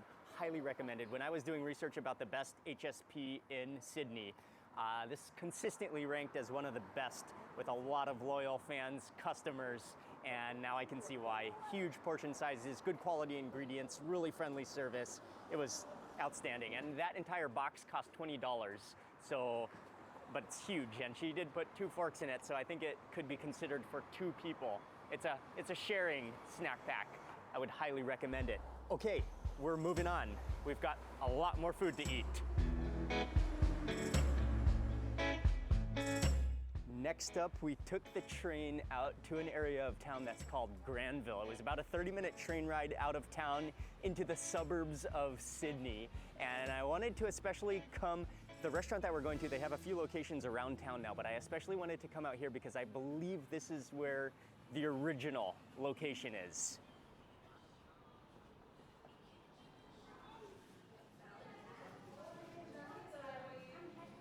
Welcome to El Jannah. This restaurant is an institution in Sydney. Started back in 1998, but they have multiple locations across town now.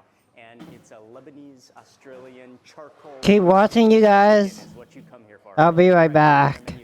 I believe it's developed, it's changed. It's almost run like a fast food restaurant now where you get all your food at the front and they have some seating, a lot of takeaway orders. But you walk in here, you can immediately smell the aroma of that charcoal chicken. Warning, you may eat more chicken than planned. That's perfectly normal. Okay, so we're getting an exclusive look in the grill room here at El Jannah.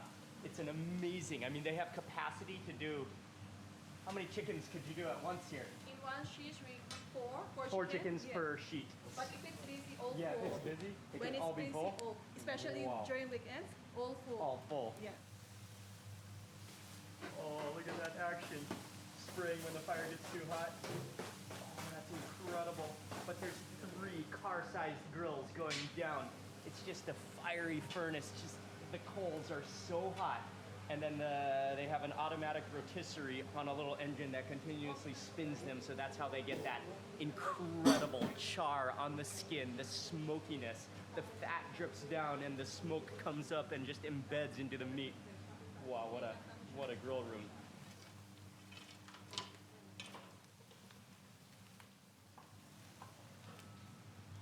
Oh, fresh chickens. Yes. Okay. Oh, wow.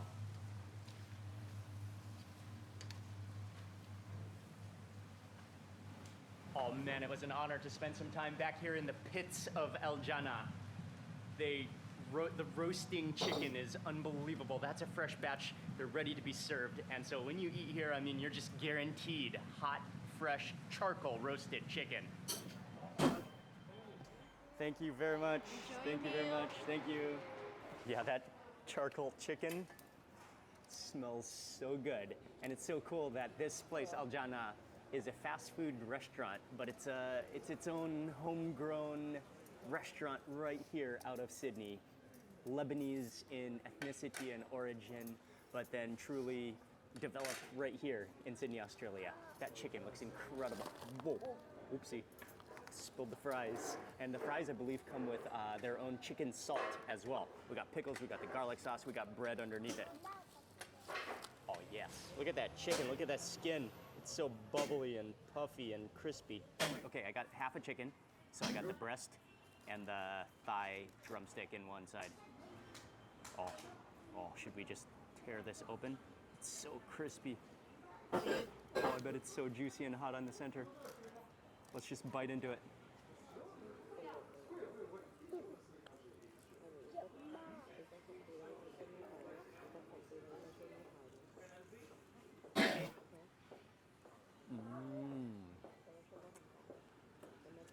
Oh wow, that's tasty. You immediately taste the flavor of the charcoal, the smoke in the chicken. The skin is so crispy, it's almost the crispiness of it being deep fried. Yet that's because you have the fat reacting to that hot charcoal. I think you taste a little bit of that chicken salt that maybe has been sprinkled, well, on the fries for sure, maybe a little bit on the chicken as well. That happened when I spilled the fries. But anyway, it's just like a really clean, smoky chicken with crispy skin and with the meat, leaving the meat really moist. Pickles. I've heard a lot of good things about the garlic sauce. And then let's tear in for a piece of bread. Let's try that garlic sauce. And I do remember being in Lebanon and eating the roast chicken. It always has to be eaten with garlic sauce, and some of the greatest garlic sauce you'll ever eat in your life.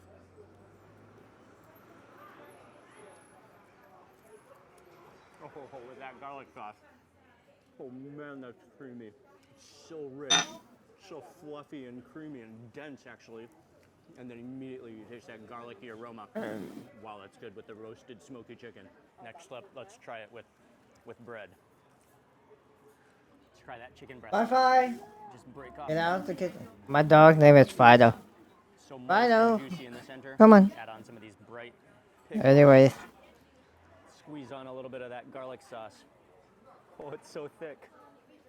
It's so thick, a piece of chicken got stuck in it from my last dip.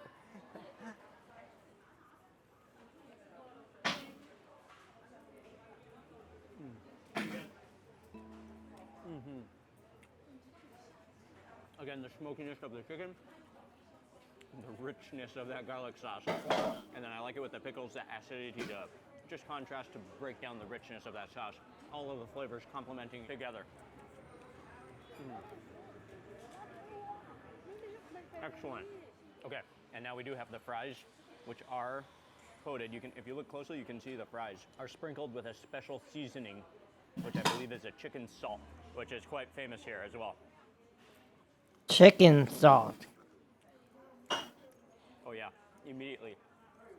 It tastes like a combination of salt plus dry chicken powder seasoning, coating the fries, giving them a little bit of extra flavor to add to the full grilled chicken experience, charcoal chicken experience. Oh, even the chicken breast is nice and juicy. Maybe dip it into the garlic sauce, then into bread, and then add pickles. And actually, to make it even, take it to the next level, you could definitely add some fries as well.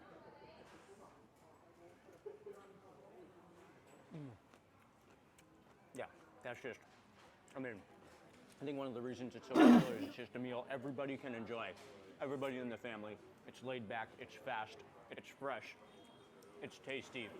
I already did mention they have a number of locations around Sydney, maybe even Australia. And they have some that are closer to town within the central business district. But I just have this thing, especially when I travel, I love to go to the original location. I mean, even though the locations, I'm sure they all pretty much have the same exact food, maybe the same taste. For me, somehow, coming to the original location gives it more meaning and more history, and then maybe the taste even is... $10 for half a... That's not bad. $11 for half a chicken. Amazing staff here. Thank you very much.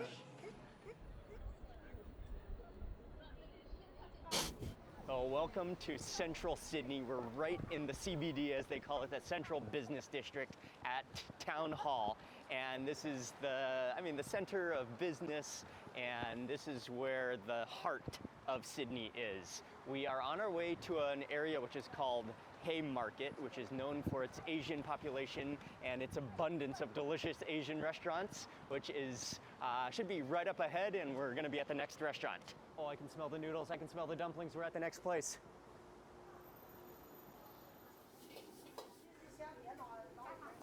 So welcome to Chinatown Noodle Restaurant. This place is so iconic, and even as I was standing outside on the sidewalk for a little bit, I met a few local people who said this is their favorite place for noodles in Sydney. I love how the menu here is giant red on the wall. You could just see everything they have clear, printed on the wall. This place is called Chinatown Noodle Restaurant. They're known for their noodles and their dumplings. So she is the noodle master. To be in the kitchen, we're gonna see them as they make the hand-pulled, stretch the noodles, and they have the noodles in a coil already, and then she just like stretches it out with her fingers into a couple of different strands, but they're like very strategic, and now she's gonna hand pull them. We're gonna see the process before they then get fried into the stir-fried noodles.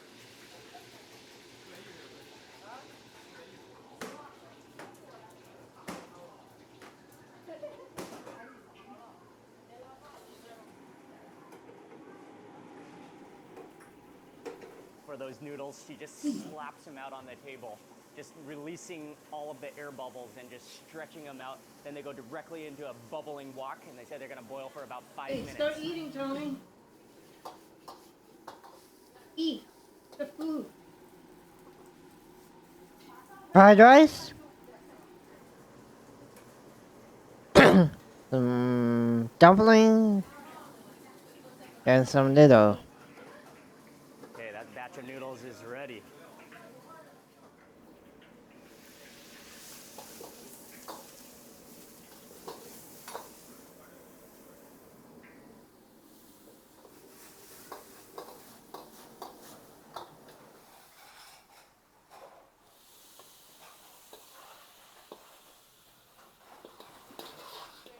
Noodle. Stir-fried noodle. Thank you very much. Very good.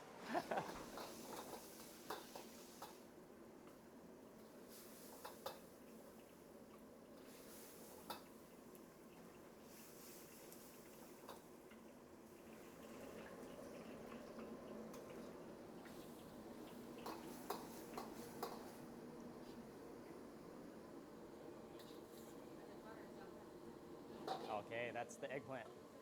Okay, yes. Thank you very much. Okay, let's start with those noodles fresh out of the wok. Oh man, they're thick, they're hearty, they're boiled and then stir-fried. That sauce, chicken, bell peppers in there. Wow. Oh man, I love these noodles already. Oh, they really slide in the chopsticks. Okay. I love noodles too, but I don't eat them much. In the kitchen, they're slapping out the noodles fresh. They boil and then stir-fry.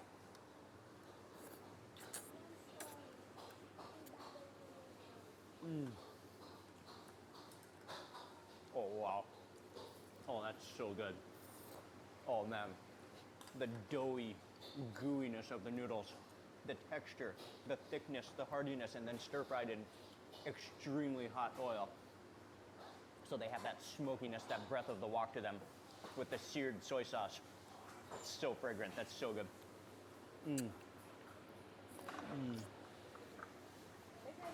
Steering and croquet. That's everything I thought it was going to be. Delicious. I will stick some of this onto my plate though. And then I will season with some chili oil. Oh yes. Bump up that chili. Oh yes.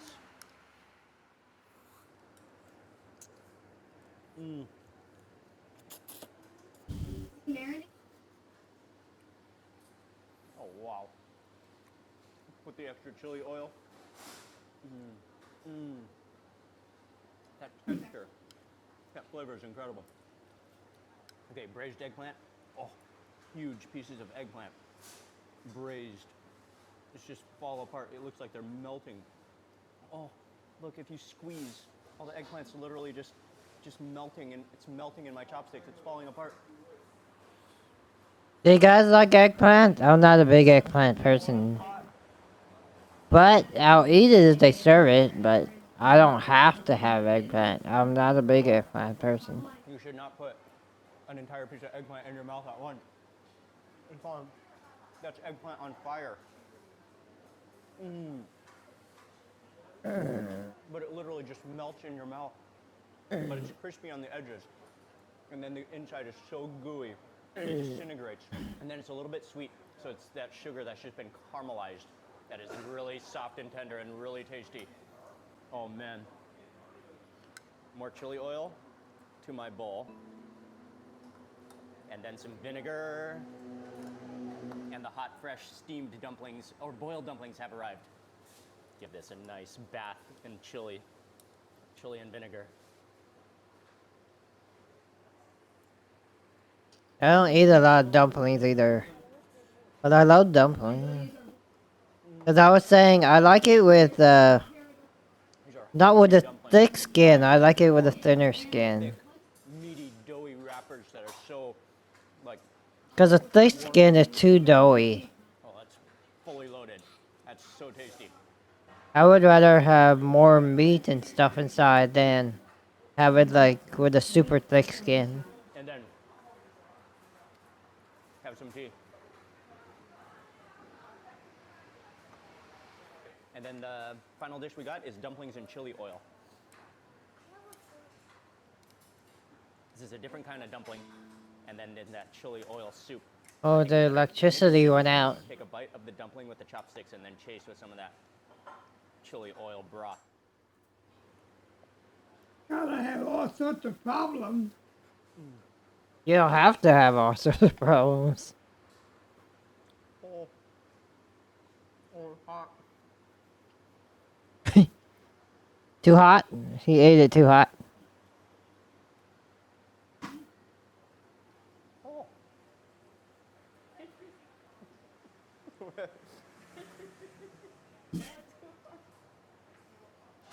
It was just like hot oil just squirted out into my mouth. Oh, that was incredible. They're so juicy. They've just absorbed, become saturated with that chili oil. Oh, and I want to taste that broth so bad.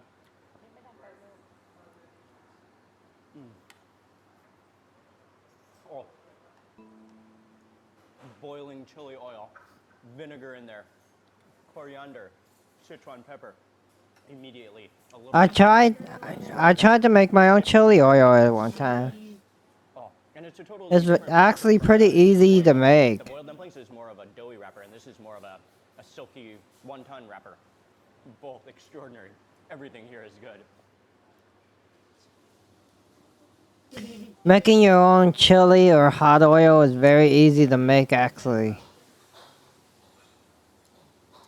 Few things in the world are as satisfying as a plate of homemade stir-fried noodles like that. Man, it's so good. I mean, you can taste the handmade quality, the freshness. And that is really what stands out as well.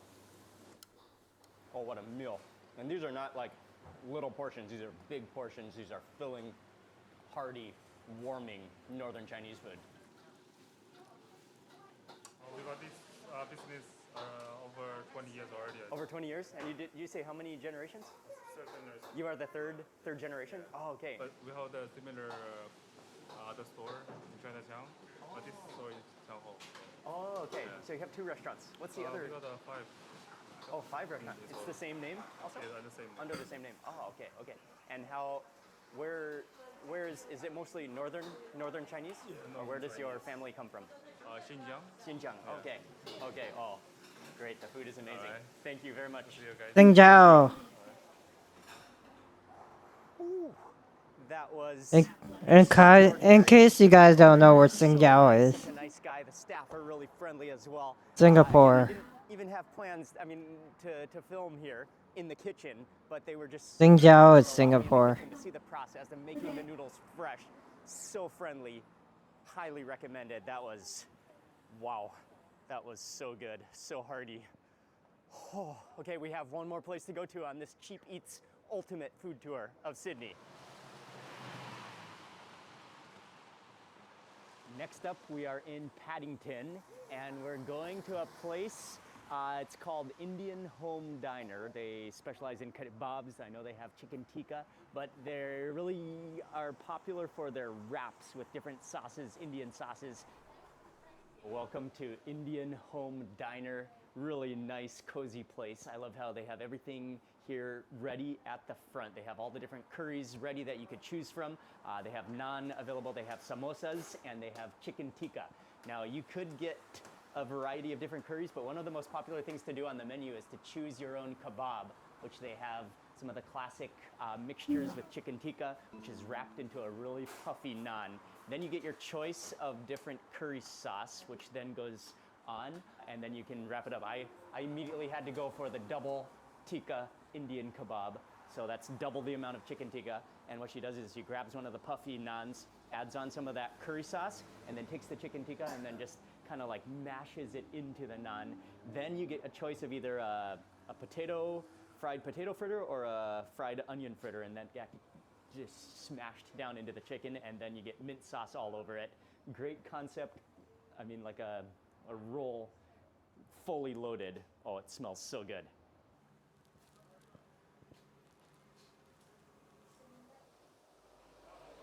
All right, and there it is. Cool, thank you very much. Do you guys like kebabs? Oh, it's aluminum. Kebabs that's wrapped in a naan. And then wrapped. Again, got the double. I don't think I want to unwrap it all the way though. Kebabs that's wrapped in a naan. That looks so good. It's fully loaded. Got the double chicken tikka, all of that vindaloo sauce, the mint sauce.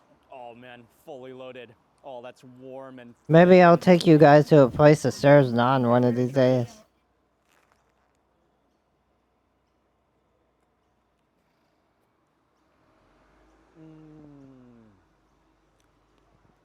Oh yeah. Oh, that is tasty. And my favorite move is how they make it. They cut, no knives are used. They use the tongs to just slice the chicken and the bhajia with the sauce, and then they roll it up, wrap it up, they stuff it with the tongs still inside of your naan wrap, and then they bag it up and then pull out the tongs last to hold it together. What a move. Oh, you can taste the cumin seed.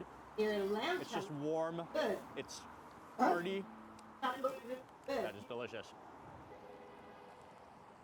Looks good, look burnt to me. No, it was perfect. On that bite, I got a big piece of the onion bhajia. Crispy, you taste the batter, taste the onions. You know, I think it might have been really good with a potato cutlet, but I mean, I don't think you can go wrong actually. The vindaloo sauce, which they said is very spicy, a little bit spicy, but it is flavorful. And again, a little bit of a cumin seed flavor and turmeric flavor to it. Sometimes stuff that's super spicy doesn't have the flavor, it's just spicy. I think the only thing is the sauce starts to absorb, so it will be, I mean, It'll be a little extra, but to have a little bit of sauce on the side, the vindaloo sauce to then just drizzle on top as you take bites, that would take it to the next level. Chicken tikka, really tender, smoky. This is extremely There's this place that I like flavorful and everything. that has naan and biryani. Delicious. I don't know if you guys know what biryani is. It's a Middle Eastern rice dish. I got the double tikka, so that was 2 times the amount of chicken tikka. But I mean, I wanted it to be full and blooming. But you can also just get the classic, the normal 1 tikka, which is $11, I believe.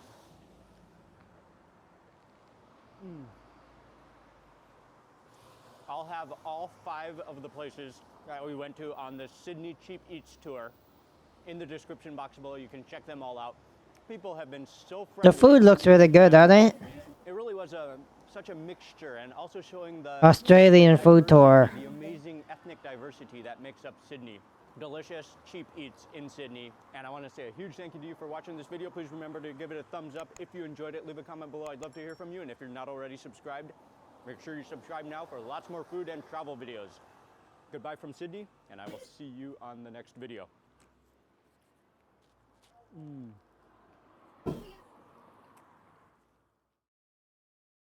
I think that's good enough now for the I think that's good enough. That's good enough for the Australian food tour.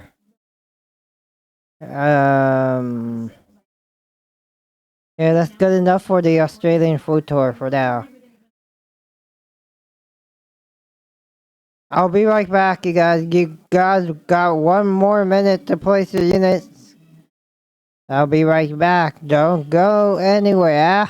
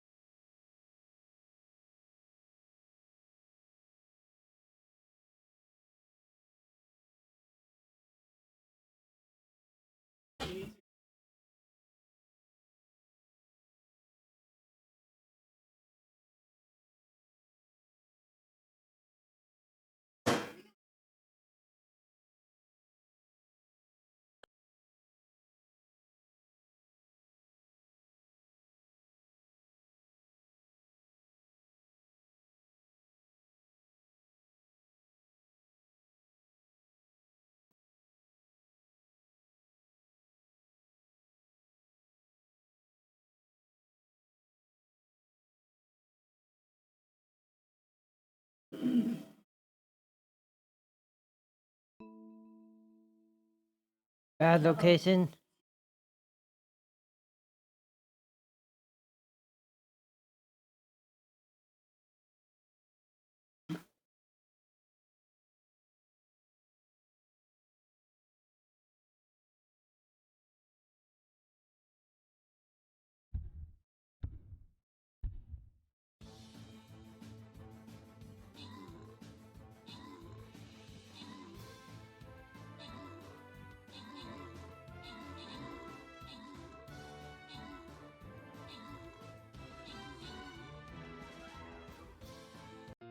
Yeah, we lost. I think we're just gonna do, I think that's enough, try it again. That's enough. We'll just, play some Dream Raiders right now.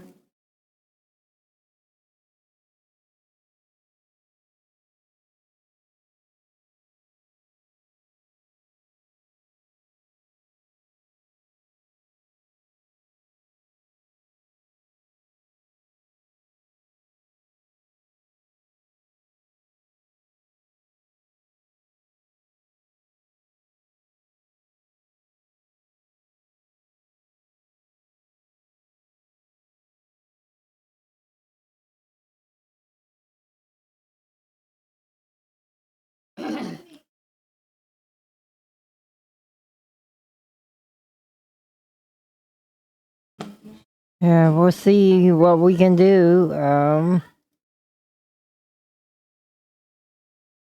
We'll do this. We'll see if we can beat the boss.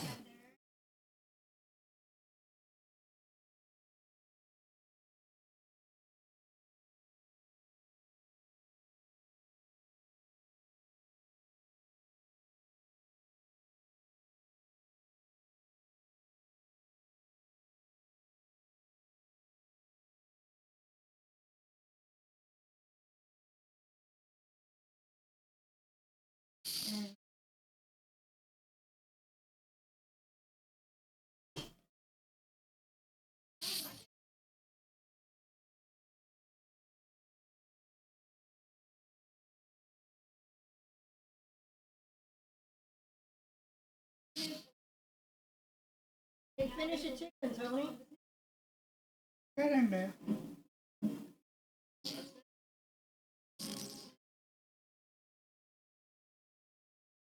He didn't want to eat lunch and now he doesn't want to eat dinner.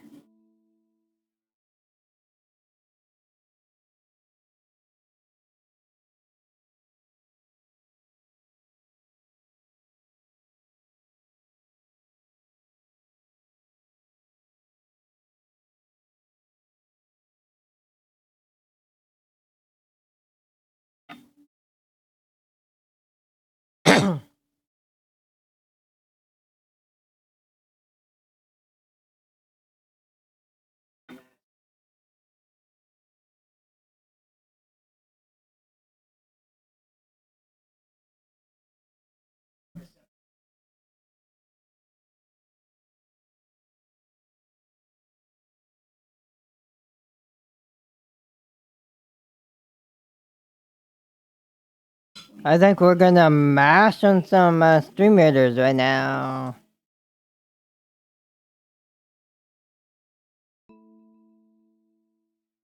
Why not?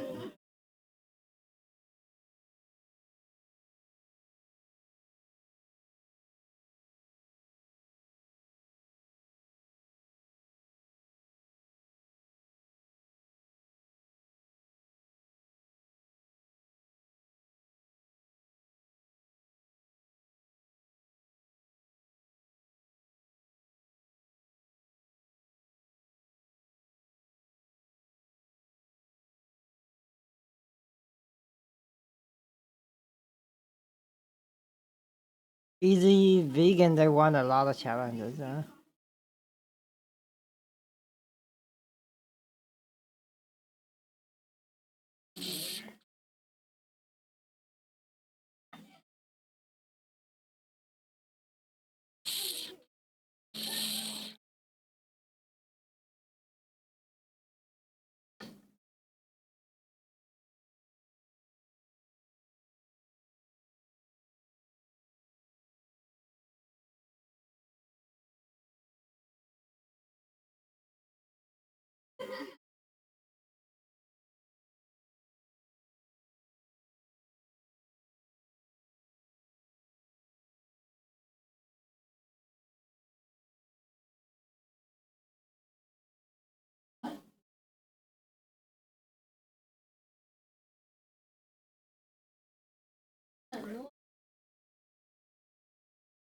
What noise?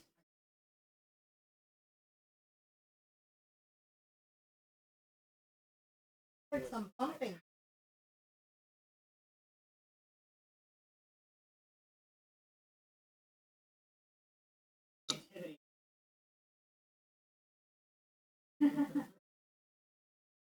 TikTok.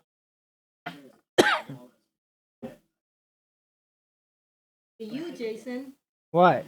are you hitting something with your foot or something? No. What? Yeah. I don't.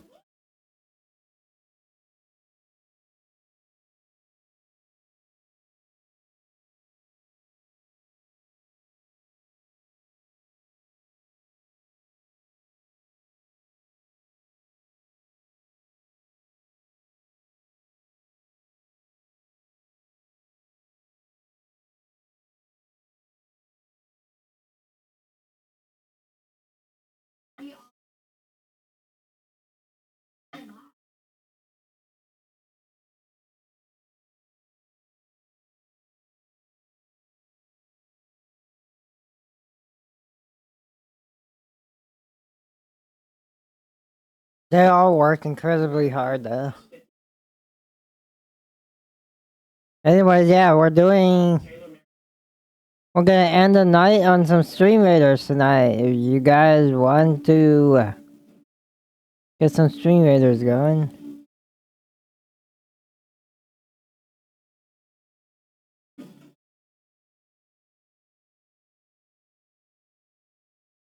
Day one, the easy vegans.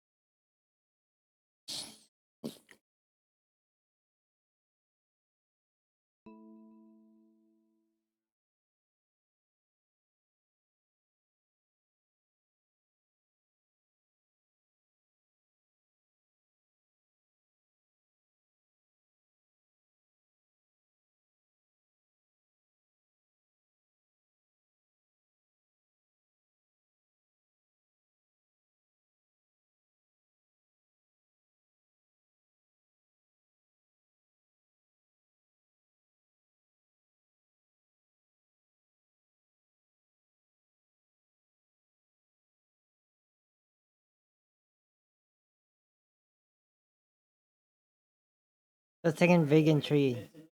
Who's the first vegan team to win? I don't remember other vegan trees being on the show.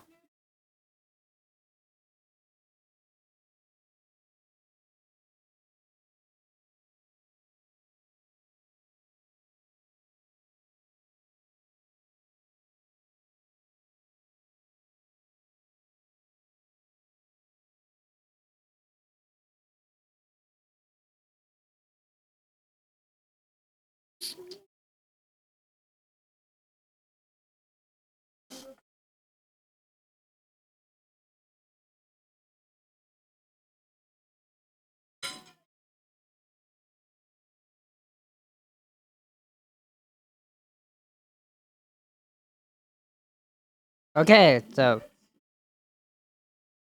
if you guys watched the food truck race, the vegan team won.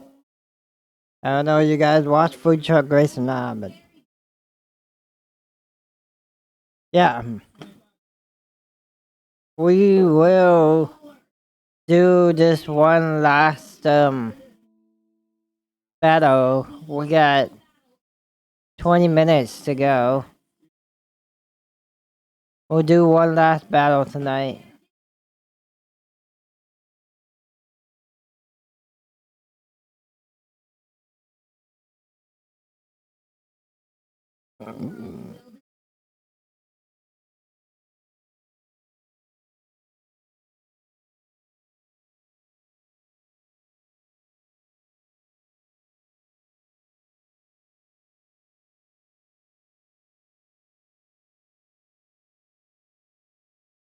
Are we playing the game?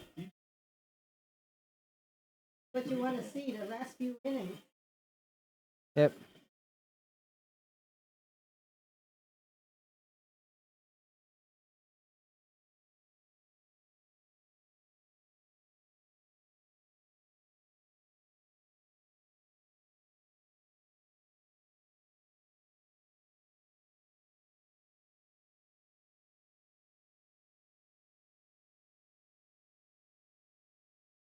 You see that, Dave? Go play. I heard about it. I didn't see it. Hold it. Watch. Hold it. Do what you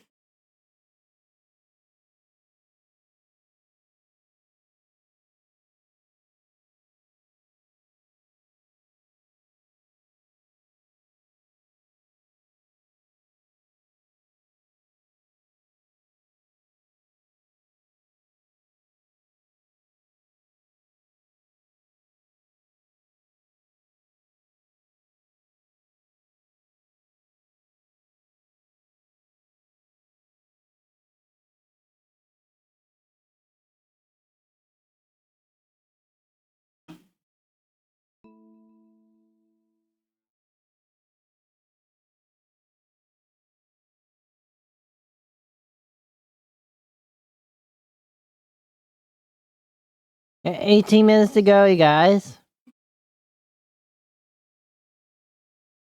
Put in some battles. Put on your battle units.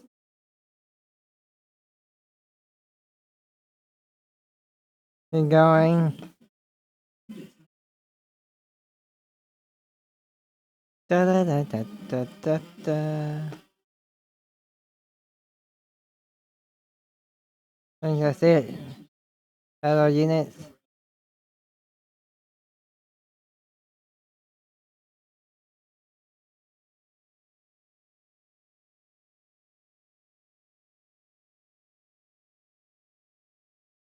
After this battle, I will bring you guys to another Stream Raiders player.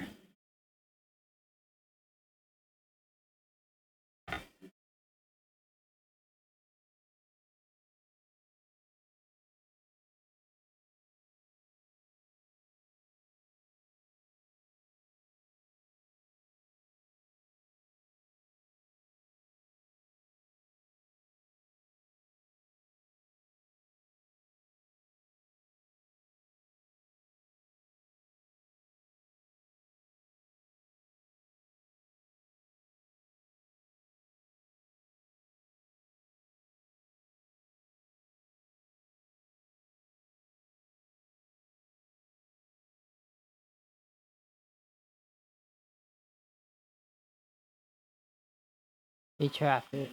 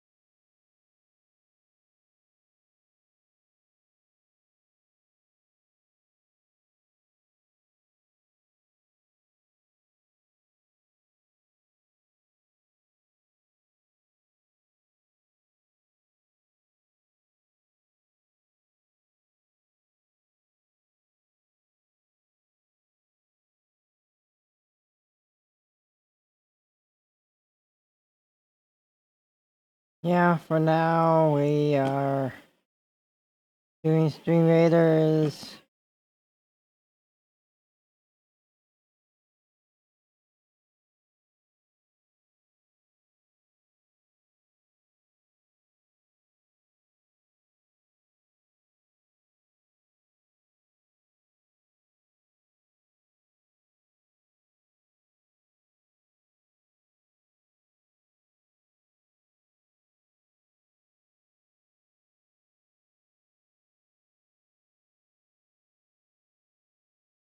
God.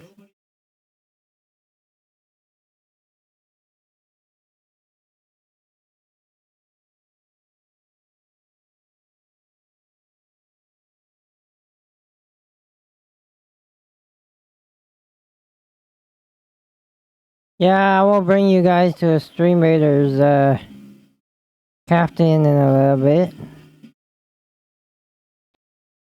I think she's oh